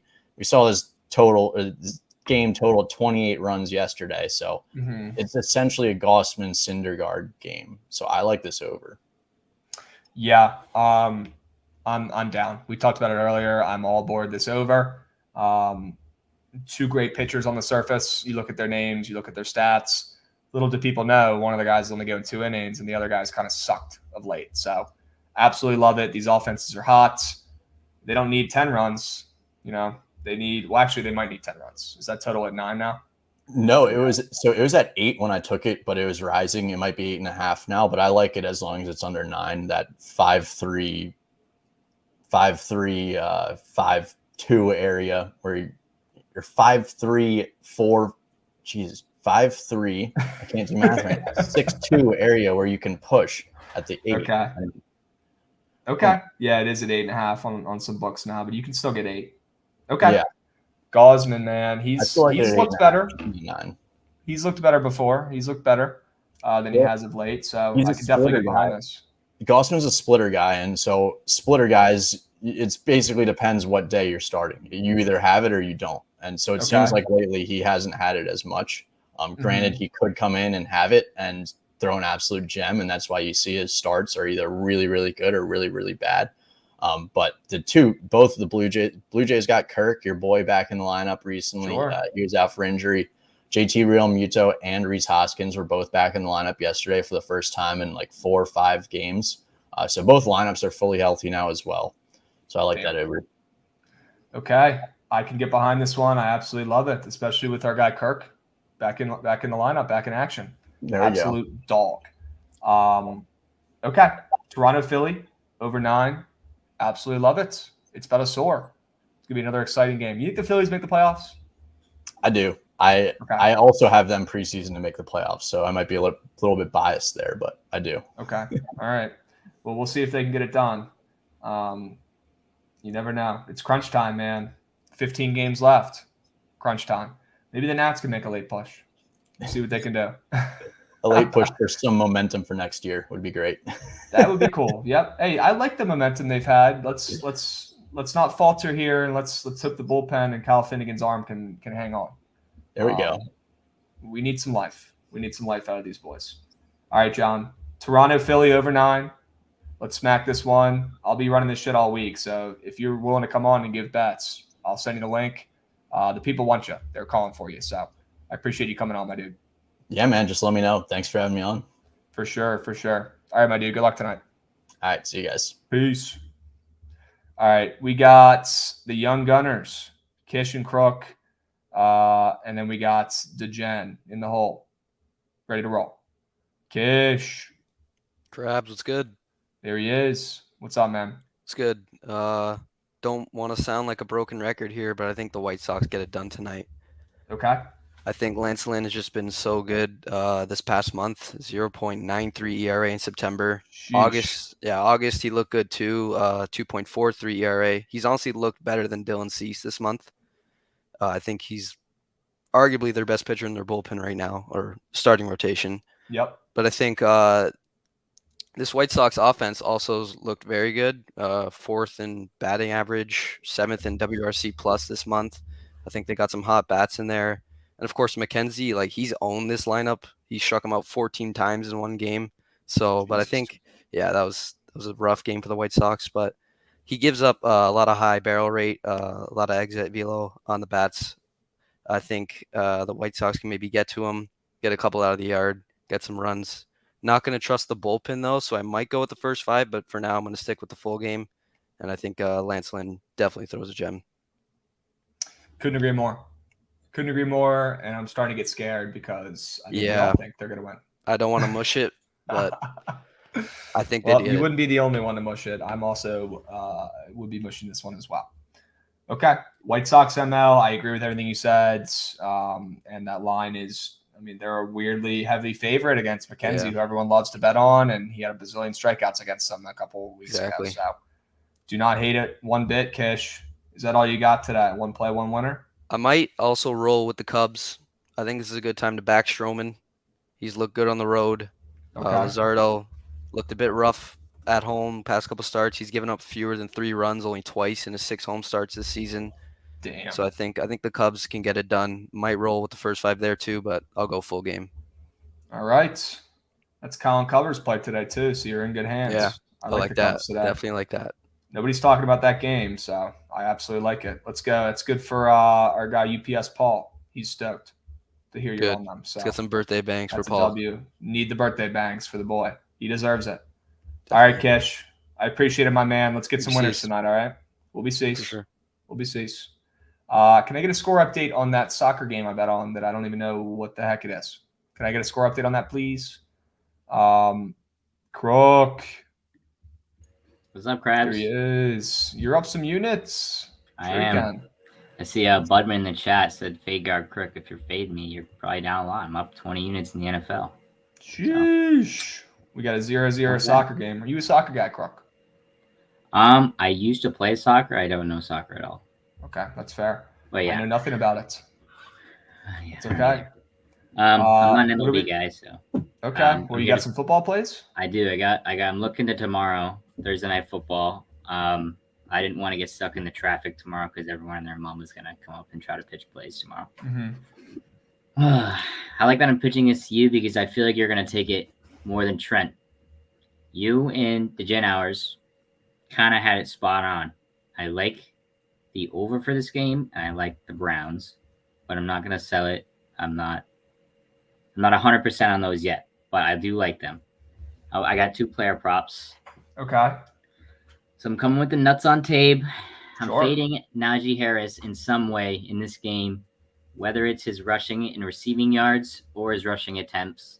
I will be fading him in some way. Okay. I want to talk about him a little bit. I'm worried for him. He's not getting the production he saw last year. He saw an average of 18 carries a game last year. Had really good production, as we saw. In both games this year, he's gotten 10 carries and 15 carries, and those weren't like blowout games either. They could have easily ran the ball. Joe Burrow threw 4 interceptions, so the Steelers saw a lot of offense in game 1, and he still only got 10 carries. That's pretty scary. Sorry, I just want to close on my notes. You're good. You're good. So the Steelers' offensive scheme, I just don't think it's favoring Najee Harris right now, especially with the absolutely dog shit offensive line and the divisional opponents that game plan against him because he is the superstar on that offense. Yep. Yeah, so I know his rushing receiving's at 76.5, I think, but I might be taking the under on that, and then his rushing attempts is at 13.5. I was gonna say take his under rushing attempts, bro, straight up. Yeah, because I know they said before the season. They said right before the season, an article came out. Apparently, Tomlin said they're going to try to limit the wear and tear on Najee this season when they're kind of rebuilding. So they're not really. He's not really the workhorse back that he was last year. This year, they don't want him to get hurt while they suck, pretty much. So, I'm totally cool with fade Najee. I'd probably fade his carries and just continue to bet that until the books finally kind of correct it and get it right. So I'm with you on that fade. I like it. I could definitely get behind that one. And then the other player prop, it kind of piggybacks off the Najee one, but I want to talk about like the Browns secondary. So we saw Garrett Wilson and Robbie Anderson both have big games against Cleveland. Robbie Anderson plays on the outside where he was getting targeted on out routes and his post routes. Garrett Wilson plays the slot and the outside. He caught most of his passes on out routes, slant routes, and post routes. The Browns secondary is weak against passes in the middle of the field and then kind of the out routes. And the Steelers player who fits this category, Chase Claypool. He plays the slot. He plays the slot. He runs mostly short out routes and slant routes. If we factor that in with the Steelers' offensive line being shit, Trubisky is going to want to get the ball out quick, especially with Myles Garrett coming for his ass. I think Chase Claypool has a big game. I'm taking his over 39.5 yards. Lock it in. I absolutely love that. I don't love seeing the Braves strike out and the Nats winning that game when I have the over, but I do love that prop you just pitched. So he's had 2 terrible games to start the year, right? Yeah. He's had 18 yards. He's had 26 yards. He hasn't done shit. And you're saying his prop is at what? 39.5 receiving yards. So that's pretty high for how bad he's been playing in a game with one of the lowest totals ever in the history of NFL. It's like the 8th time there's been a total this low. So he's been terrible. His yards prop is actually higher. That's fucking weird. He's about to tweak. He's going to get a touchdown. He's going to get 100 yards. He's about to have an absolute field day. I love this. Absolutely love this. Let's go, Crook. Getting surgical. Getting in the lab. That's what I'm talking about. That's heart. Let's see what he's at Prize Picks real quick before you go. Let's see if he's got any other weird stuff up. I love that prop though, man. He's got receptions at 4, which I think he's had 4 receptions both games. He has. And then his receiving yards is 37.5. That's what I will be nuking. Yep. That's what I'm talking about. That's what I like, Krabs. Trent would be like, fuck that play. I ain't fucking telling that. I'm taking fucking. No, that shit's paying. Yeah. That shit's paying. I like that. You did your due diligence. You did your research. And you sold the shit out of it, Crook. Absolutely love it, my man. If you have any brain blasts like that and you want to come on again later this week, please, by all means, do. Okay? Absolutely. I'll be here. All right, my man? All right. Sounds good. Crook. I'll catch you, brother. Later, Krabs. We got a comment in chat. Claypool hasn't been using much his passing games. He's been running the ball, sweeps and throwing more to Deontay. Well, that's going to change after hearing that pitch. That's going to change. Let me get a score update on that soccer match. Let me get a score and time update, please. Please, please, please. I'm not Googling a soccer score. Will not be able to look myself in a mirror if I do that. So somebody let me know what it is. DeGen, long time no see. Yeah, it's been a while. You sick of me yet? Not yet. I'll All never right. get sick of you, bro. Come on. Well, same brain. I'm a little upset with you that you haven't told me it's 3:36 Eastern Standard Time. I came on your show and you didn't tell me it's Dane Dunning Day. Yeah, well, now my brain's in a blender because now we got to figure, and this is good because you can help. So I've been on Rangers ML. I haven't actually bet it yet, but that's been like the play that I really want to take, like pretty much all day. And then our guy Matt came on and made some really good points. Did you listen to him when he came up or not? I caught the tail end, which I want to talk about because I heard he's fading McCullers. Yep. So pretty much what he was saying first, though, is Tucker Davidson is up for like a weirdly low amount of outs. I think he's only at like 12.5 outs. Let me pull it up real quick. He's at 12.5 pitching outs. He sucks, right? Mm-hmm. Why would they leave his 2.5 earned runs prop up there when everyone would be betting his over? Why would they put that on there as a free square?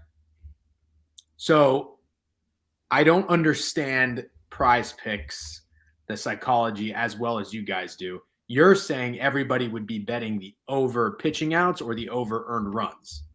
So they'd be betting his over earned runs because he's atrocious. Right. And seeing that he's only supposed to pitch, 12 or 13 outs, and they're putting his earned runs at 2.5, which is, higher than most pitchers usually are. Usually they're at like 2. Sometimes 1.5 for really good pitchers, sometimes 2.5. But usually they're at 2 or 2.5. But for him to be only going to pitch, 4 innings, and they're putting his earned runs allowed, and everyone knows he sucks at 2.5, pretty much like they put, below average normal pitcher at who's going to be going more than 12.5 outs. They're putting him at the same earned runs allowed. And I feel like most people would just be like, oh, this guy sucks. I'm taking his over 2.5 earned runs. It's kind of scaring me a little bit. But my pushback on that is if his pitching outs are low, someone would think he's not going to go that long. So he might not give up as many runs. That is true. Or he pitches so terribly that he gets yanked in the 4th inning. Yeah, I see what you're saying, but the way I was thinking is, wow, they're leaving him with a decent number earned runs allowed with such low pitching outs. I think he gets hit and he gets hit early. So if anything, again, if I'm misunderstanding, correct me, but if anything, I like that to mean I like my I'm already on the Rangers for 2 units. I like the Rangers a little bit more now. Wow. I do, unless I'm way off here because I don't have a baseball brain. No, because I understand what you're saying. You're like, well, if he's only going to go, 4 innings here, why the heck is he at 2.5? The line's telling us that he's given up tons of runs. So I don't look at Prize Picks as often, but 12.5 pitching outs. I haven't seen anything that low. Is that uncommon? It's weirdly low. Yeah. Like even like when we take Chris Archer, like if Chris Archer's pitching, who's like known to not go long, they'll put him at like 13 or 14.5. Yeah. This is weirdly low. Yeah. Yeah. That's never how been I that low. That's never how been I that low. Yeah. So I like the Rangers. Mhm. I punched them in. I was looking at the board. I think that's probably one of my favorite plays today. I was making sure that I wasn't going to get too scared to go off of it. I was toe in the water with the Rays when we were talking on your show. And then I caught the last minute of Matt's pitch. And I also saw Javon mention with the lineup that the line not moving is very telling. And just after thinking about it more and more with Kluber not being impressive, even though he's better at home, I can't not bet the Rays today. Okay. So I have How to are bet you- the Rays. How are you going to bet them? I'm going to go 2 units on the money line. Okay. And then I was thinking about something else you said. The Red Sox looks like the line's moving towards the Reds. But the more I think about it, with an 0-2 pitcher, Seabold, the 11-9 ERA, it's kind of crazy that he opened minus 170, right? Yeah, and it's kind of, I mean, it's not shocking that 70% of the handle is coming in on the Reds, probably moving that line towards them. You know? And I don't like going against line moves, but I'm just thinking to myself, I know the Reds are dog shit, but the Red Sox aren't anything special either. So, I mean, look, 170 for Seabold in a game we're expecting runs, I would think you'd make it a little bit tighter. I mean, we just saw Bayo, granted again, it was against Lodolo, but he was minus 125. You know what I mean? You're preaching to the choir, my man. I love the Red Sox ML. I like the Red Sox ML every day, though. Here's Matt's not rebuttal, but like his response. He likes your perspective, public thoughts. Should be he won't be out there for long enough to allow three runs, but I still think them hanging 2.5 is really weird. Absolutely. I understand. Also, the grade is saying 2.5 outs and 2.5 earned runs means he gets hit. So that also could be the public thought process too, which means the contrarian, crazy, makes no sense play could be the earned runs under as well. So this whole thing is just making my brain hurt. Yeah, my head actually literally hurts. It really hurts. Shout out to our guy Jake. I think he pointed out there's a 9.5 total in cores today. Yeah. I mean, come on. Those don't grow on trees. Those don't grow on trees. How do we not play that under? Yeah, so I'm torn between, and you're probably right, we probably should just not overthink it and just take the under. But I also think that ML is weirdly close and that's a weirdly short dog for Herman Marquez, who has like a 6.5 ERA at home this year. At Coors, Yeah. He sucks at home. And Logan Webb has been really good on the road. Right. I thought it was pretty weird that the Rockies were plus 120 in this spot against Logan Webb, who everyone loves betting on. That's a very especially after losing the first 2 games by 3 runs each, you know? Yeah, and for me, that's all I have in baseball. I'm with you on that Pirates-Yankees under, by the way. That's another play as well. I just wanted to mention on that guy Caleb's player prop, I absolutely love Chase Claypool as well. As you already know, I like the over in this game. I think the Browns are going to score some points, but I do think the Steelers are going to have to as well. And what they've been doing on offense is just not working. It's been abysmal to watch. I bet on them in week 1. I bet against them in week 2. So I've been following. Chase Claypool is a freak. He's a freak. I'm a Notre Dame fan. Yep. I think he's one of the best offensive talents to come out of Notre Dame ever. There has got to be, this is the time in prime time, they have to throw the ball to him. They got to just let it air it out. I love everything that guy said. And out of every player prop on the board, I was looking at receiving yards or passing yards. It's got to be Chase Claypool over. I'm on the over in that game. But I have a more disgusting over for you on the NFL board. You have a more disgusting over than a record low total that you're taking it over on with the worst offenses in the league. You have a grosser over than that. I think so. How about the Bears and the Texans after Justin Fields just went 7 for 11 and the Texans just scored 9 points? How about that over? Dude. How about it? How about it, bro? 39 up to 40 or 40.5, depending on where you look. I also think the Bears kill them. I can't believe where I'm looking. I'm seeing the majority of the bets are on the Bears. I thought the Texans would be a public dog here. I thought they'd be a trendy dog. I think we see some points in this game.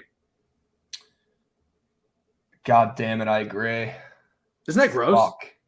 Yeah, that is really gross, dude. Both these teams have hit the under in both their games. Both these teams are offensively inept.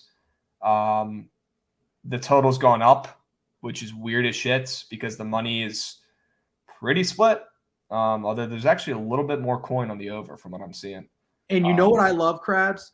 I love when the sharps. By the way, if you got to cut me off, feel free. You're good. Let it run. I love when there's a sharp move with a team involved that didn't hit. I love to go back to it the following week. And the Texans-Broncos game was a very sharp over. That over was on the move. I think a point or a point and a half up to 45.5 maybe at the close. And it didn't even come close. Yeah. So anybody involved is not going to take an over. In my They don't want to go back. Yeah. And it was like a 9-16 final. Yep. Gross. And I would do this in baseball quite often and have pretty good success to it too. But even with teams, and my first one was Louisville in week 1 against Syracuse. They had like a 3.5, 4-point move and they got killed 31-7. People jumped ship and then they followed up beating UCF outright the following week.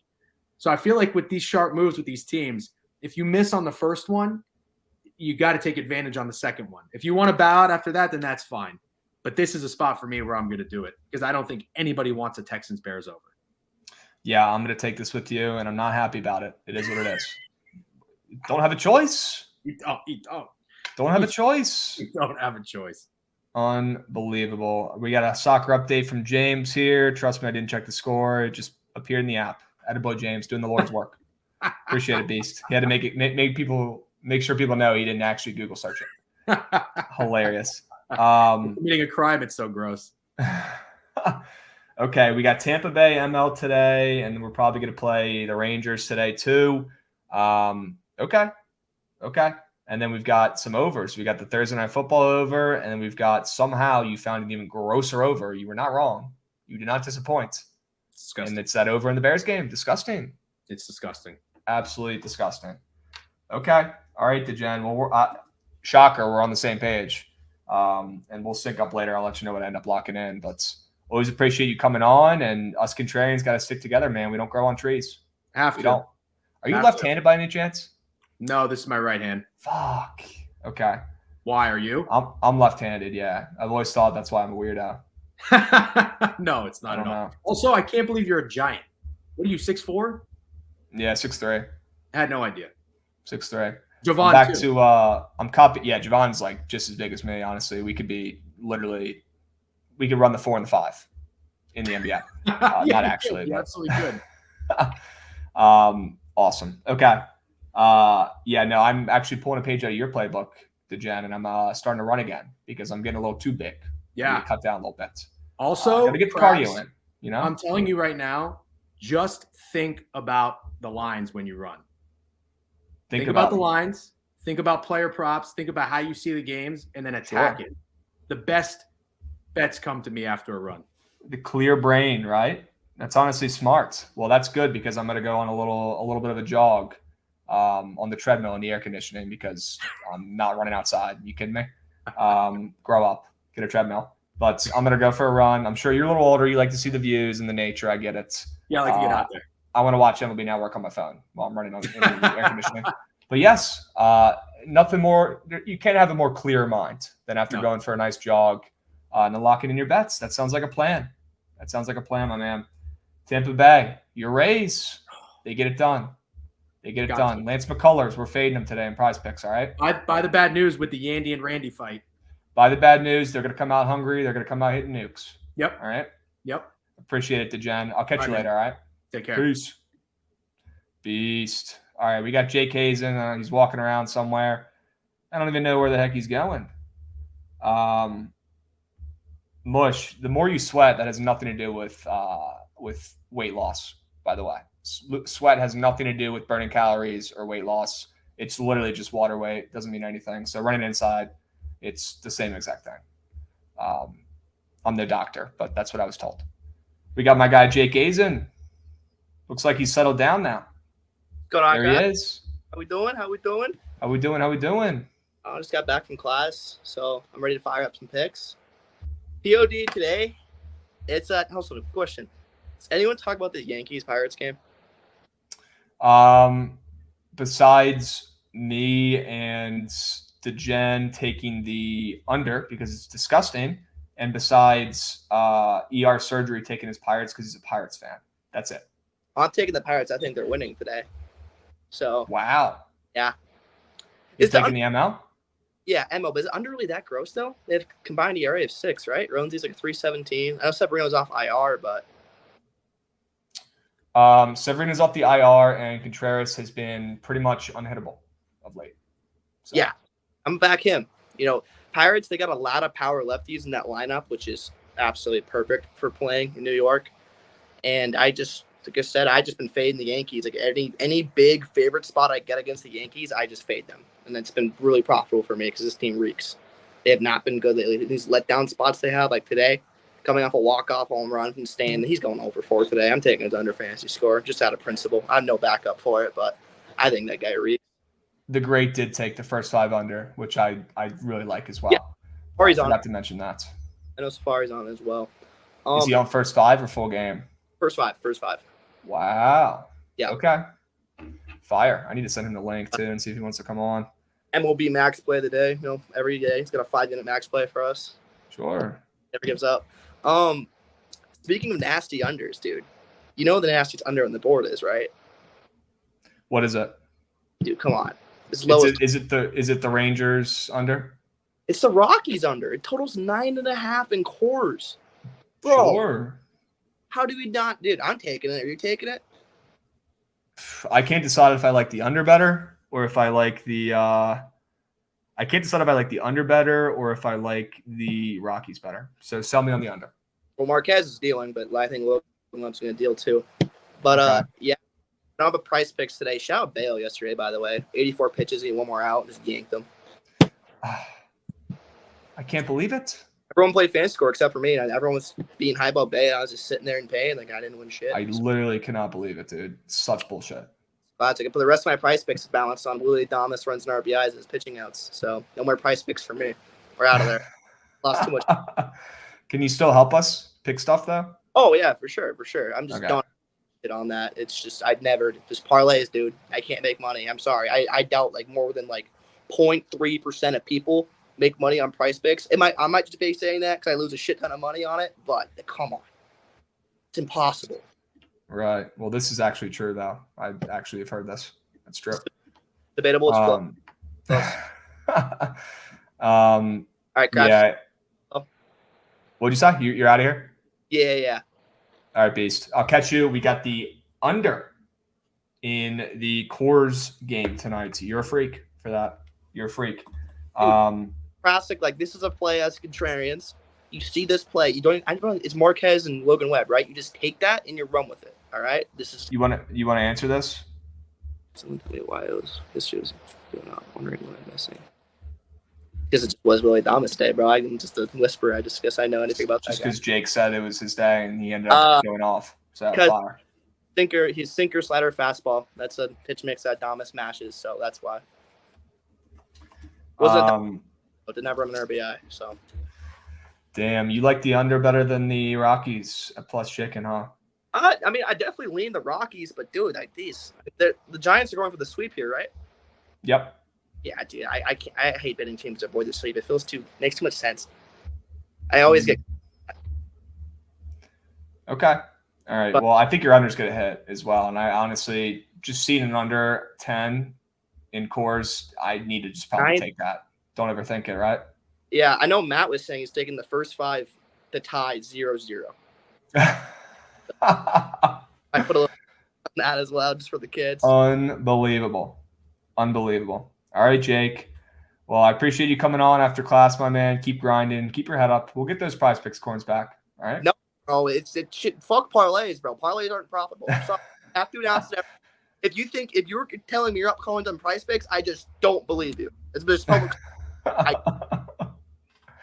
But you can't just take Judge and Austin Riley over total bases every game? I've tried that route too, Krabs. Nothing hits. Doesn't matter who the fuck you take. Literally. Nothing fucking hits. So many goddamn times into that. Nothing fucking hits. I can't, dude. All right, well, I'm going to spray around freaking quarters and shit around my house for those Price Picks coins I just got fucking robbed. Oh, man. Yo, if I wanted to turn the soccer match on, how would I even go about it? I just saw a message that said Scotland's out playing them, and I wanted to turn it on so I can mush my own bet. Can someone get me? Somebody let me know where I can watch it.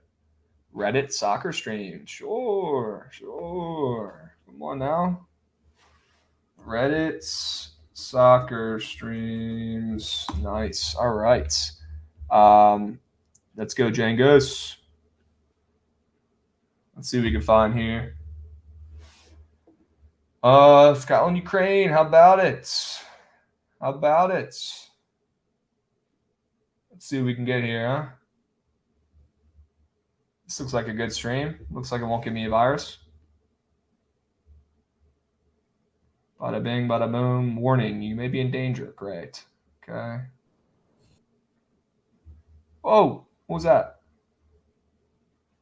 Somebody just pop on here? Give me the stream. All right, we got DC Bets in queue. He's got to have something for the boys. Let's see what he's got. Oh, I was just I want to make my Blue Jays under official. It's official. It's official. Boom. Locked it in. We got you for the Blue Jays under. You're wild for that I one. got under 8 plus 100. A lot of books would probably be 8.5. Wow. Okay. Yeah, so I was looking at the this trend I told you was so since 2018, they've every time they scored 14 or more runs in a game, the next game they're 0-7-1 to the under with a total of 5.4 runs scored. The last time this happened, they played my Red Sox. They beat us like 27-5 or something like that, and then the next game was 4-1. Damn. So I think Gosman's had a few bad games in a row. I think this is a spot for him to turn it around. The under's 18-7, and Blue Jays passed 25 games after allowing 5 or more in the previous game. Under's 5-2 in the last meetings. Don't know how. I'm not going to question it. And then apparently the over already paid out. So yeah, we're all in the over, which means it's chalked. So I don't disagree. We'll see how it goes. This is more of like I think yesterday I took the Blue Jays yesterday, so I didn't come on stream or anything, but you took the Blue Jays ML? Yeah. So you're rich. I mean, I'm not. It was just a unit. I didn't break the bank or anything. But whoever told me that there's damn soccer on buff streams, you're a liar and a cheat. You're a liar and a cheat. I can't even get this damn. By the time I get this damn stream up, it's gonna be fucking over. Oh yeah, I meant 7-0 to the under. It's like 0, 7, and 1 is what it said. But usually when the second number is the higher one, it's assumed it's go to the under. So my fault. Okay. But yeah, right, well, that's what I'm rocking with for today. I'll be back tomorrow for some college football. I don't respectfully, don't touch that Thursday night game. It's just cake, dude. It's over cake. Or under cake. The over's hitting. It's already dude, the over, honestly, what better of a way for the primetime unders to break with Trubisky versus Brissett? That's what I'm saying, dudes. That's what I'm saying. I don't have the, balls to take that over, but I'll be rooting for you. Oh my God. The fucking Brewers are about to win today. The Brewers are about to win today. Dude, I mean, like, honestly, I liked it too. Like, they lost the past 2 days. They're avoiding the sweep. Who was on the mound today? Was it Lauer? Yeah. It's easy to say in hindsight, but, like, I feel like you can't fade Scherzer. And then who pitched yesterday for the Mets? Carrasco, cookie cutters. Oh, yeah. Cookie cutters. Somebody give me a goddamn stream that works. Holy fuck. ER has a stream. If you just, I could probably send it to you. Did he tweet it? No, I don't think so. But I can just probably send it to you. Ooh, somebody texted me that. Okay. Willie Adamas, Jake, our guy who was on here before, fucking He's the came whisperer. on, and the dude hit a home run, and then he left. Every time he posts or runs RBI prop for Willie Adames, I don't think it's missed. It's actually insane. I don't know how he does Insane. it. I just don't question it anymore. Yeah, I mean, I wouldn't. Okay, let's see what we got here. Let's go. Come on. We got a stream. Stream East has it? That's I don't think they do. I don't think I was just on there. Comments, so I wasn't sure. But I was just on there. They didn't have Stream shit. East was like the move for college when you didn't have cable. Dude, it's a little these things delayed, all, but gets the job elite. done. All right. DC Bets, I will see you tomorrow. You'll come on and spoon feed some college. Yeah, I'll have something. Okay. Not sure yet, but sounds good, my man. I appreciate it. We got that under. You're zigging when everyone's zagging, so you're probably gonna hit under in Toronto. We'll All see. right? Peace. All right, we got my man Not a Mush. Let's bring him up. How you doing? How you doing? What's good? What's up, East? Chilling. We're both right when it comes to water weight. You will lose weight, but it's not going to stay off because you're going to have 3 glasses of water afterwards. It's going to be right back. I mean, I guess technically, yeah, you do lose the weight, but like you're not actually making any progress. Yes. It's all in the kitchen. It's all in the kitchen and at the bar. It is all in the Drink less kitchen. beer, Yeah, the bar drink less thing beer, is have not. more vodka sodas, and eat clean, and you'll be fine. I know the We all bar do. thing is tough, but yeah, beers are bad. People forget beers are bad. God, they're so good though. They taste They're so so good on the good. lips. I know. Once they hit the lips, they taste so good. Once it hits the lips, That's what love sucks. drinking my carbs. I think we've both had a kind of successful kickoff to the NFL season so far. Yeah. How did the stream go last night? I'm sitting around 14-7 so far through 2 weeks. It's on the Sheesh. right side of the Jets, the Jags, and then both of our favorite plays on Sunday, the Dolphins money line. Wow. Right? You're killing it. You're killing it, dude. How did this show go last night?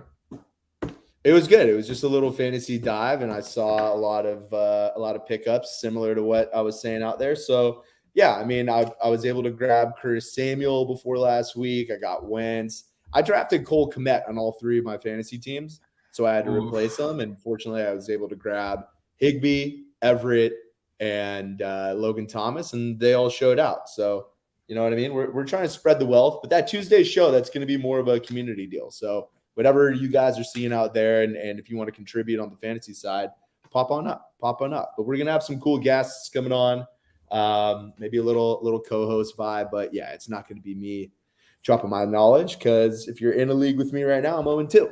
I'm 0-2. We got rocked by injuries. I had Godwin, Pittman, and Keenan Allen all on one team, and so they did not play. So we'll be saying. Jesus, man. Brutal. Week 3 of the NFL. I'm coming on to talk a little NFL. Is that cool? Or Sure. are you ready to cook? We got some time. I'm down to talk some NFL for a minute. What do we got? Yeah. Dude, lines are wild. The lines are pretty sharp, and public is kind of going off. I am going to either be doubling down on the Rams or on the Ravens, and I don't care how close the line is. I think the Ravens line should be closer to 5.5, 6.5. But coming off of that loss, they didn't cover. New England did cover and won, a huge one. So I think Baltimore should handle business. I don't really care how much of the public is on it with that one in particular. They're probably one of 2 favorites that I have bets placed for so far, but I think you're bringing the emotions of that locker room into play here. Talent level. I mean, Belichick and the Ravens obviously have a really long history, but I think that line's too tight. I think that I can be confident rolling with the public in Baltimore. Are you going to take the Patriots again? Yeah, I think I am going to take the Pats again, only because, and I'm trying to find it. The Patriots have only been a home underdog 19 times under Bill, and they're 15-4 ATS in those games. And I just think this line is weirdly short, and the fact that it opened up at a pick'em is even weirder. especially considering the Patriots look like they don't even know how to score, and the Ravens look like they are going to put up 50 points a game. So this game is it's like it makes no sense, this spread. And maybe they're just giving respect to Bill and the Patriots. That definitely could be it. But damn, man, that line opened up at a pick 'em. Now it did move, so I think the Ravens probably win this game. I just think it's going to be some cheese, man. And I think if you want to really nuke something, Mush, you should just nuke Baltimore ML and just cut the shit. I really do. Just eat the juice. Yeah, I have a square 3-teamer just because I don't want to catch myself on too many dogs, and I think that the public is kind of also on a lot of the dogs that I'm favoring. Well, not a lot of them. Like, I am not going to be surprised if the Dolphins win on Sunday. But the 3-teamer that I have is Ravens covering 3. The Bengals have to win. The Bengals have to grab a win. So I'm on their money line. I'm not going to trust them to cover, but the 3-teamer is Bengals covering with the Ravens covering, Bengals money line, Rams covering, and it's plus 433 for just a square package of the weekend. But like I said, everyone's going to be hammering the Bills. The Bills look like an unstoppable force. Mike McDaniel, I have been praising him all offseason. I will continue to praise him. He's a freaking mad scientist, man. He's an evil genius. Yep. He will dial up packages that are hard to recognize from a personnel standpoint on the defense. So I'm not going to be surprised. I'll be joining you in Miami. I will. I like that. Have you already deployed or are you waiting? No, I started deploying on Monday, sprinkles, but I will be doubling or tripling down based on action leading up to Sunday morning potentially. I am on on the Commanders, man. I'm on the Commanders to cover. Do they win? I don't know, but I am on the Commanders to cover. I'm with my guy DeGen's mindsets, where either the Colts, I think both the Colts and the Commanders cover. And I think one of the 2 teams are going to win outright. How are the Colts? We saw 3 or 4 games at 10 points last week. 4, maybe. How is that Colts Chiefs game not at 10? You know what I mean? Yeah, I mean, it's because they're going to cover and it's going to be a close game. They're going to absolutely spoon feed Jonathan Taylor the ball. He's going to get 200 yards. 100%. 100%. I don't think you should bet on KC one bit. I want I want those points. I like. What's going on? I want those points, and I really want it to get to 7, but I don't know if it's going to get back there again because it already touched 7, and now it's going back to 6.5. It might be too late.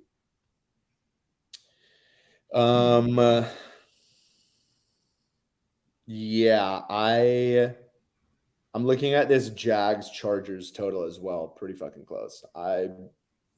Something about that game. I'm definitely leaning under, which is tough with the Chargers team. But that's a gross pick from you, dude. Yeah, man. Here's the deal. So gross, it just might work. Yeah, going through the NFL season last year, I was betting like a chump.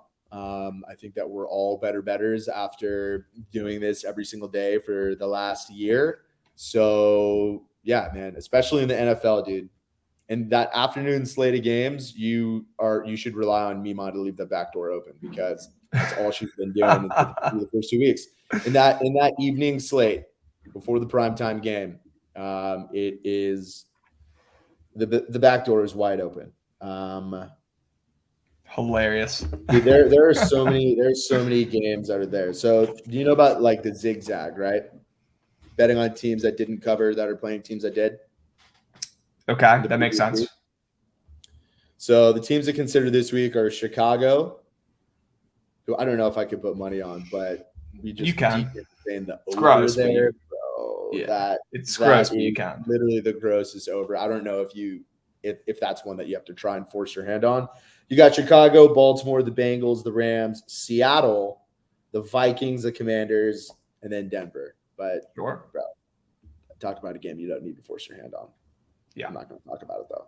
I do like that over though. It's probably the grossest over in the whole week. Denver Niners? No, Chicago Houston's. That might be the grossest over ever created. I mean, bro, the Bears. This guy's asking you, by the way. cannot He keeps move the asking ball. you. He keeps asking you. Yeah, He's not going to stop.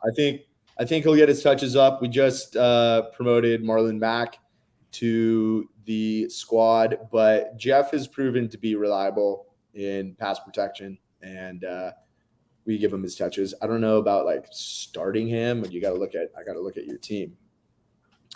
Montgomery versus the Texans or Devontae versus the Commanders. I would go Devontae versus the Commanders in that one. I probably You're a David would. Montgomery owner. I am a David Montgomery owner, and I'm a Commanders fan, but I would probably still go Devonta Smith over, because it seems like after a bad week 1, they made it a point to kind of feed him last week, and I reaped the benefits of that. I took his receptions over, and it was free. So, I mean, just anything with the Bears offense should not be considered in fantasy. Write them down. Write them down in your little journal or little diary. Come to Mushy Show tomorrow and ask the questions. All right. Yeah, we'll probably be doing it at 4 so we can roll into Thursday Night Football. What are you doing with Steelers Cleveland? I think I'm going to take that over because it's just disgusting. Like you said, it would make no sense for this to be the game that goes over when the unders are 7-1 in prime time. Yeah, this is you said it perfectly. Prime time unders are undefeated to the unders so far. There hasn't been a primetime over yet this year. And then when the line is set at 38.5 or less, it's something like 7-0 to the under. Yeah, and this would be the trend. This would be the game that breaks that trend because it's the worst offenses ever, and it makes negative sense. And it's NFL. Dude, I came across a sickening trend. I tweeted it out saying, "Oh, I'm gonna blank." So I'll let you find what that three-letter word that ends in UM. One team is essentially undefeated against the spread with maybe a loss here or there in 2, 4, 6, 8, 10, 11 different trends this week. They're in the NFC North. Okay, well, I'm going to need those. And they're from Michigan. I'm going to need those. It's the Lions. And unfortunately, the public is all over the Lions. I was hoping a little bit more of the public would be on the Vikings, but public's all over Detroit. Damn. Public loves Detroit, man. It's the Hard Knocks effect. They love Detroit. Dude, they have looked like a much different team this year. They're letting Jared Goff sling it, and like he hasn't looked abysmal. He really hasn't. It's facts. I think it's because their offensive line is so good, man. Think about that. They motherfucked us. A really good D-line. A really good D-line we're supposed to have, who puts in zero effort and doesn't give a fuck. We got destroyed last week. Yes, their O-line is legit, and that was without their best O-lineman, their center. So, yeah. Beauty. Well, yeah, we'll cut the shit. I know you got to craft something up. It's nice to take some steps away from baseball, but sure. Listen, I'm not a coward. I'll continue to You'll be back. deploy units. Make sure you guys are circling back tomorrow, 7 p.m. Eastern. We're going to do more NFL slate. And should have a pretty solid appearance to join me tomorrow. So W. Good shit, good luck on all your bets today. Yes, sir. We'll be seeing. Peace, boss. What's going on in the soccer game? Couldn't get a stream to work. People were talking about it. Ukraine is cake. Please tell me Ukraine is cake. Please tell me Ukraine is cake. Please tell me Ukraine is cake. Why are people saying it's 0-0? Scotland off the crossbar and a crazy save. Great. Awesome. Sweet. Thanks.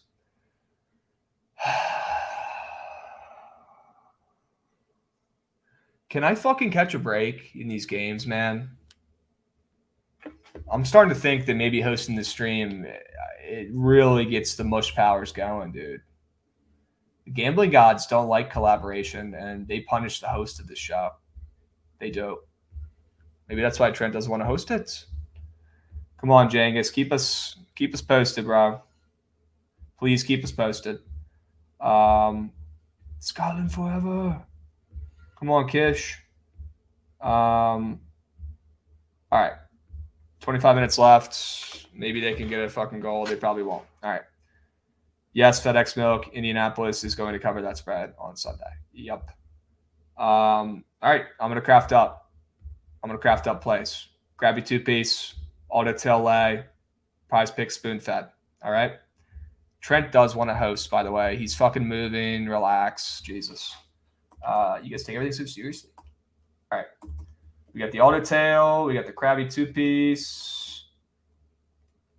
And we got the prize picks. All right. Let's see what we got. What do I want to take? What's the crabby 2-piece? I'm fucking pissed. The Brewers blew it for us yesterday. I know people tailed it. The Bezos packages, paid rent, you're just sleeping. Shmoney Vance, I'm happy that you reap the benefits of taking the square package. Good job. I'm not going to shit on you. Good job. All right. I'm going to pick the crabby 2-piece first and get it over with. I'm going to take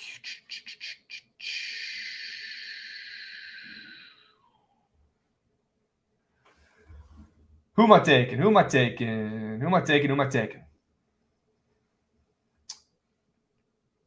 Gosh.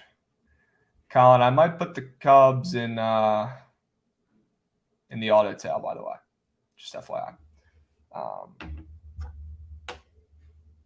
Scotland shot on target save. Great. Awesome. Thanks. Fuck.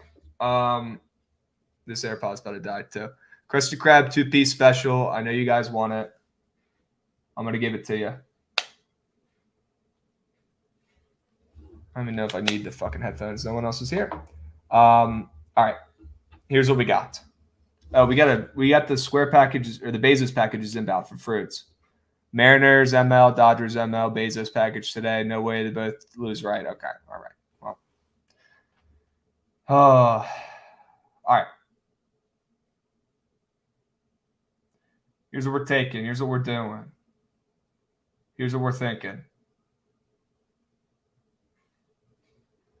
Here's what we're thinking. Here's what we're doing. Here's what we're taking. Here's what we're betting. Dude, that Cardinals line is still moving, man. Holy smokes. All right. Whoever in chat asked if I took draw no bet in that soccer game. Yes, I did. I kind of want to be – I'm going to switch it up a little bit. I'm going to take 2 favorites. Whoa. I'm going to take 2 favorites. I'm going to take the 2 teams, odds aside, the 2 teams that I think win today. The 2 teams that I think win today. 2 teams. Don't overthink it. 2 teams. Don't overthink it. All right? Here's what we're doing. Yep, Jay Billion's got the first one. The Rangers. Texas ML. The Rangers. What else are we taking? And I think I'm going to take what my man Jay Bill just said. And I'm going to take the White Sox. I do really like the Red Sox, Colin. Scotland bang. Scotland bang. Scotland bang. Scotland bang. Come on. Come on. Come on. Give it to me. Give it to me. Yes. Yes. Yes. Yes. Yes. Yes. You guys saw how I handled that pitch from our guy ER Surgery, who we love, a member of our community who I respect. I do. And the guy knows way more about soccer than I do. But sometimes you just have to, when you hear a pitch and it's not good, sometimes you just have to take the opposite side. And you guys know how I bet when I heard that Scotland lost this game last time and now they're the favorites. I just had to bet it. Let's fucking go, Scotland. ER Surgery, you're still the man. I respect you. Don't hate me. Let's go, Jengus, in chat. That's what I'm talking about. That's what I'm talking about. All right. We are going. Of course, the Brewers are banging. I fucking hate them so much. Jesus Christ. All right, it's either the Red Sox or the White Sox, and I've been hurt too much by both these teams. They should both be banned. The way this line's moving, McKenzie's going to be a public bet team today, public guy today. I'm taking Lance. I'm taking Lance. I'm taking Lance. I'm taking Lance. I'm taking him. I'm taking him. And I'm not done. I'm not done. There's a third play I want to involve. Yep. You heard me. I want to make this a crabby three-piece. And it's hitting. Raise ML. Add it to my card. At plus Chicky. They're winning this game. Crabby three-piece. Bang. We got Texas ML. We got Cubs ML. Sorry, White Sox ML. We'll get to the Cubs in a second. Tampa ML. Bang. My guy Josh got me in chat. That's what I'm talking about. Three-piece. Hold the fry to go. We'll be seeing that. All right. Now we got the auto tail. A lot of really good pitches today. I'm waiting for the message in chat where they say like the fucking VAR system that they use in soccer to review it. It's like coming out and they're gonna take the goal away. I'm waiting. All right. Auto tail. We got to go with my guy Colin Covers on the Cubs. I love the play. I'm picking stuff from goats I trust who sell good pitches on plays that I like that I think are going to win. Bang, bang, bang. All right. We're going to Cubs from Colin Covers. All right. Don't ever think. Trust. I love that play. It's disgusting. It's fucking gross. We're going. Are we going Pitt Yankees first 5 under, or are we going full game under, guys? What are we doing? And yeah, we need birthday bangs for fucking UPS Paul. We need birthday bangs. Okay.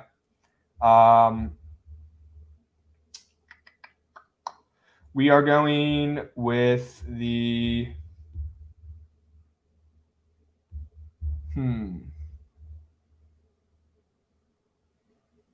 Let's go first 5 under. Let's go first 5 under. Auto tail in the Yanks game. That shit's hitting. There's a lot of plays I like today. Said it yesterday. Love the MLB card. Lost money. Saying it again today. Love the MLB card. You guys know MLB is not my specialty. You know to trust me on football and college basketball. You guys know that. Okay. We're going Yankees and Pirates first 5.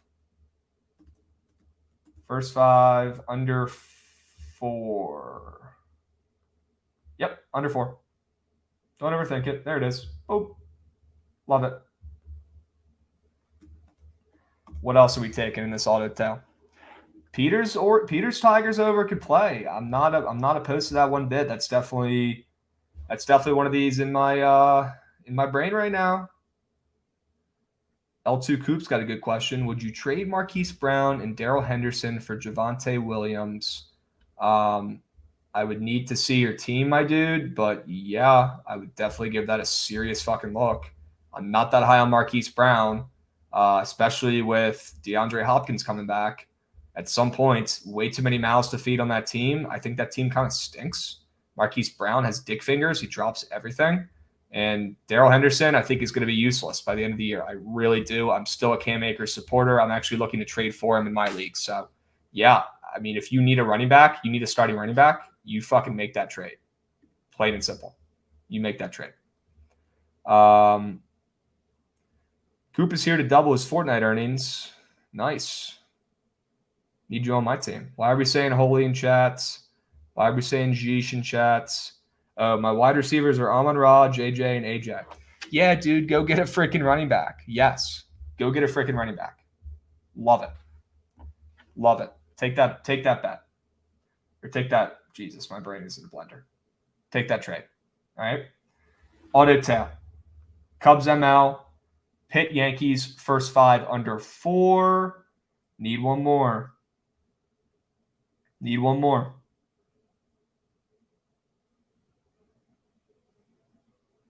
I think I'm going to take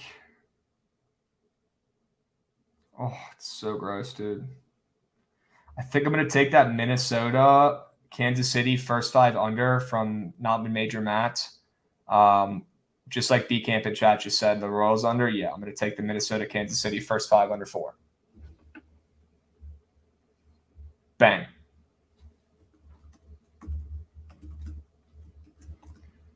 Two words. Bang. That's what I'm talking about. Now we get the prize picks. There it is. The auto tail 3-piece. There it is. It's hidden. We're keeping it to 3. All right. 4 is just getting greedy. The game line gods don't like that. You guys know that. Come on. Come on. Prize picks. What are we doing here? I'm going to put in my play. I'm going to take McCullers under fantasy score. I think it's 23.5. That shit's hitting. I don't think it's 23.5. I think I'm an idiot. Let's see. 31.5. Under. Love it. Absolutely love it. What else we got? Javon, you like that auto tail? Yeah. You know the crabby 3-piece ain't hitting. You know the auto tail is about to hit that I just put together. That's a fire parlay, honestly. All jokes aside, I like mine too, and I think that's hitting as well. I'm going to put money on it too. All right. The last leg on the auto tail, I'll say it again. We're going to put it up. We're going to put it up. You guys are going to see it, okay? We got the Cubs ML. We have the Pirates Yankees first 5 under 4. There it is. Bang. Thank you, Josh. And the Minnesota Kansas City first 5 under 4. Bang. That's what I'm talking about. W. Yes. Good. Prize picks. Ready? Here we go. I want to take that Claypool over so bad, but the game's tomorrow, so I don't really know what to do about that. We probably got to wait till tomorrow to do that. I'm assuming. I'm going to take one of Peter's props. Yankees under just moved to 4.5. Oh, no. First 5 under moved to 4.5. Is that true? Josh, just find the consensus line, bro, and just use that, okay? All right, I'm debating between Jordan and Will Smith. So give me a second. Give me a second. Give me a second.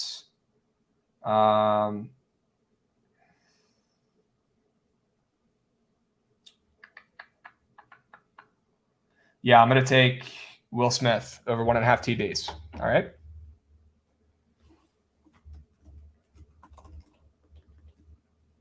Over 1.5 TDs. What else was pitched today? I'm working on it, Jay Bryce. We got Will Smith over 1.5 TBs, and we got Lance McCullers under fantasy score so far. All right. A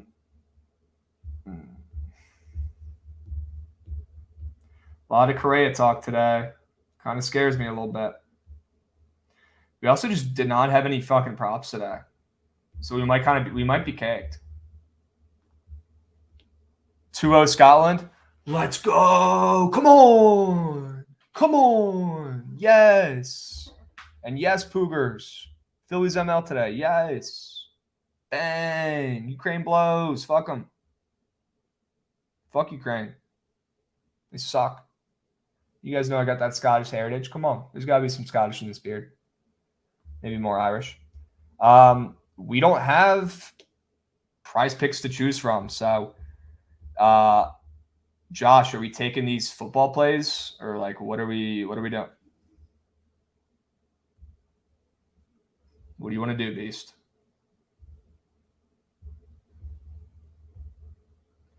Could take Correa TBs.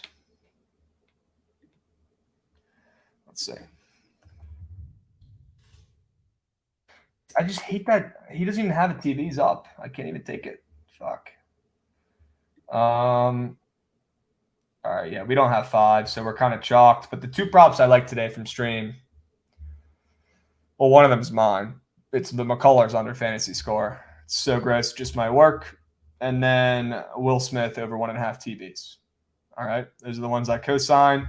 Krabby 3-piece. We got Rangers ML, White Sox ML, Tampa Bay ML, and the auto tail 3-piece. We got the Cubs ML, we got the Yankees first 5 under, and we've got the Twins Royals first 5 under as well. All right. That's what we're rolling with today, ladies and gents. I appreciate you guys sticking with me. Pretty sure you're sticking with me the rest of the week as Trent's and the squad moves down to the new cribbo, which is a W. Let's call it. Happy Wednesday. Appreciate you guys coming. Hope you enjoyed. We will keep running it back. Tomorrow's a big day. I expect more people to come on tomorrow. I expect more props. And I expect the same level of heart. 10 out of 10, just like we had today. All right? Fuck the Brewers. My plays will be dropped soon. The Rangers are not losing today. The Rangers are not losing today. The Rangers are not losing today. Scott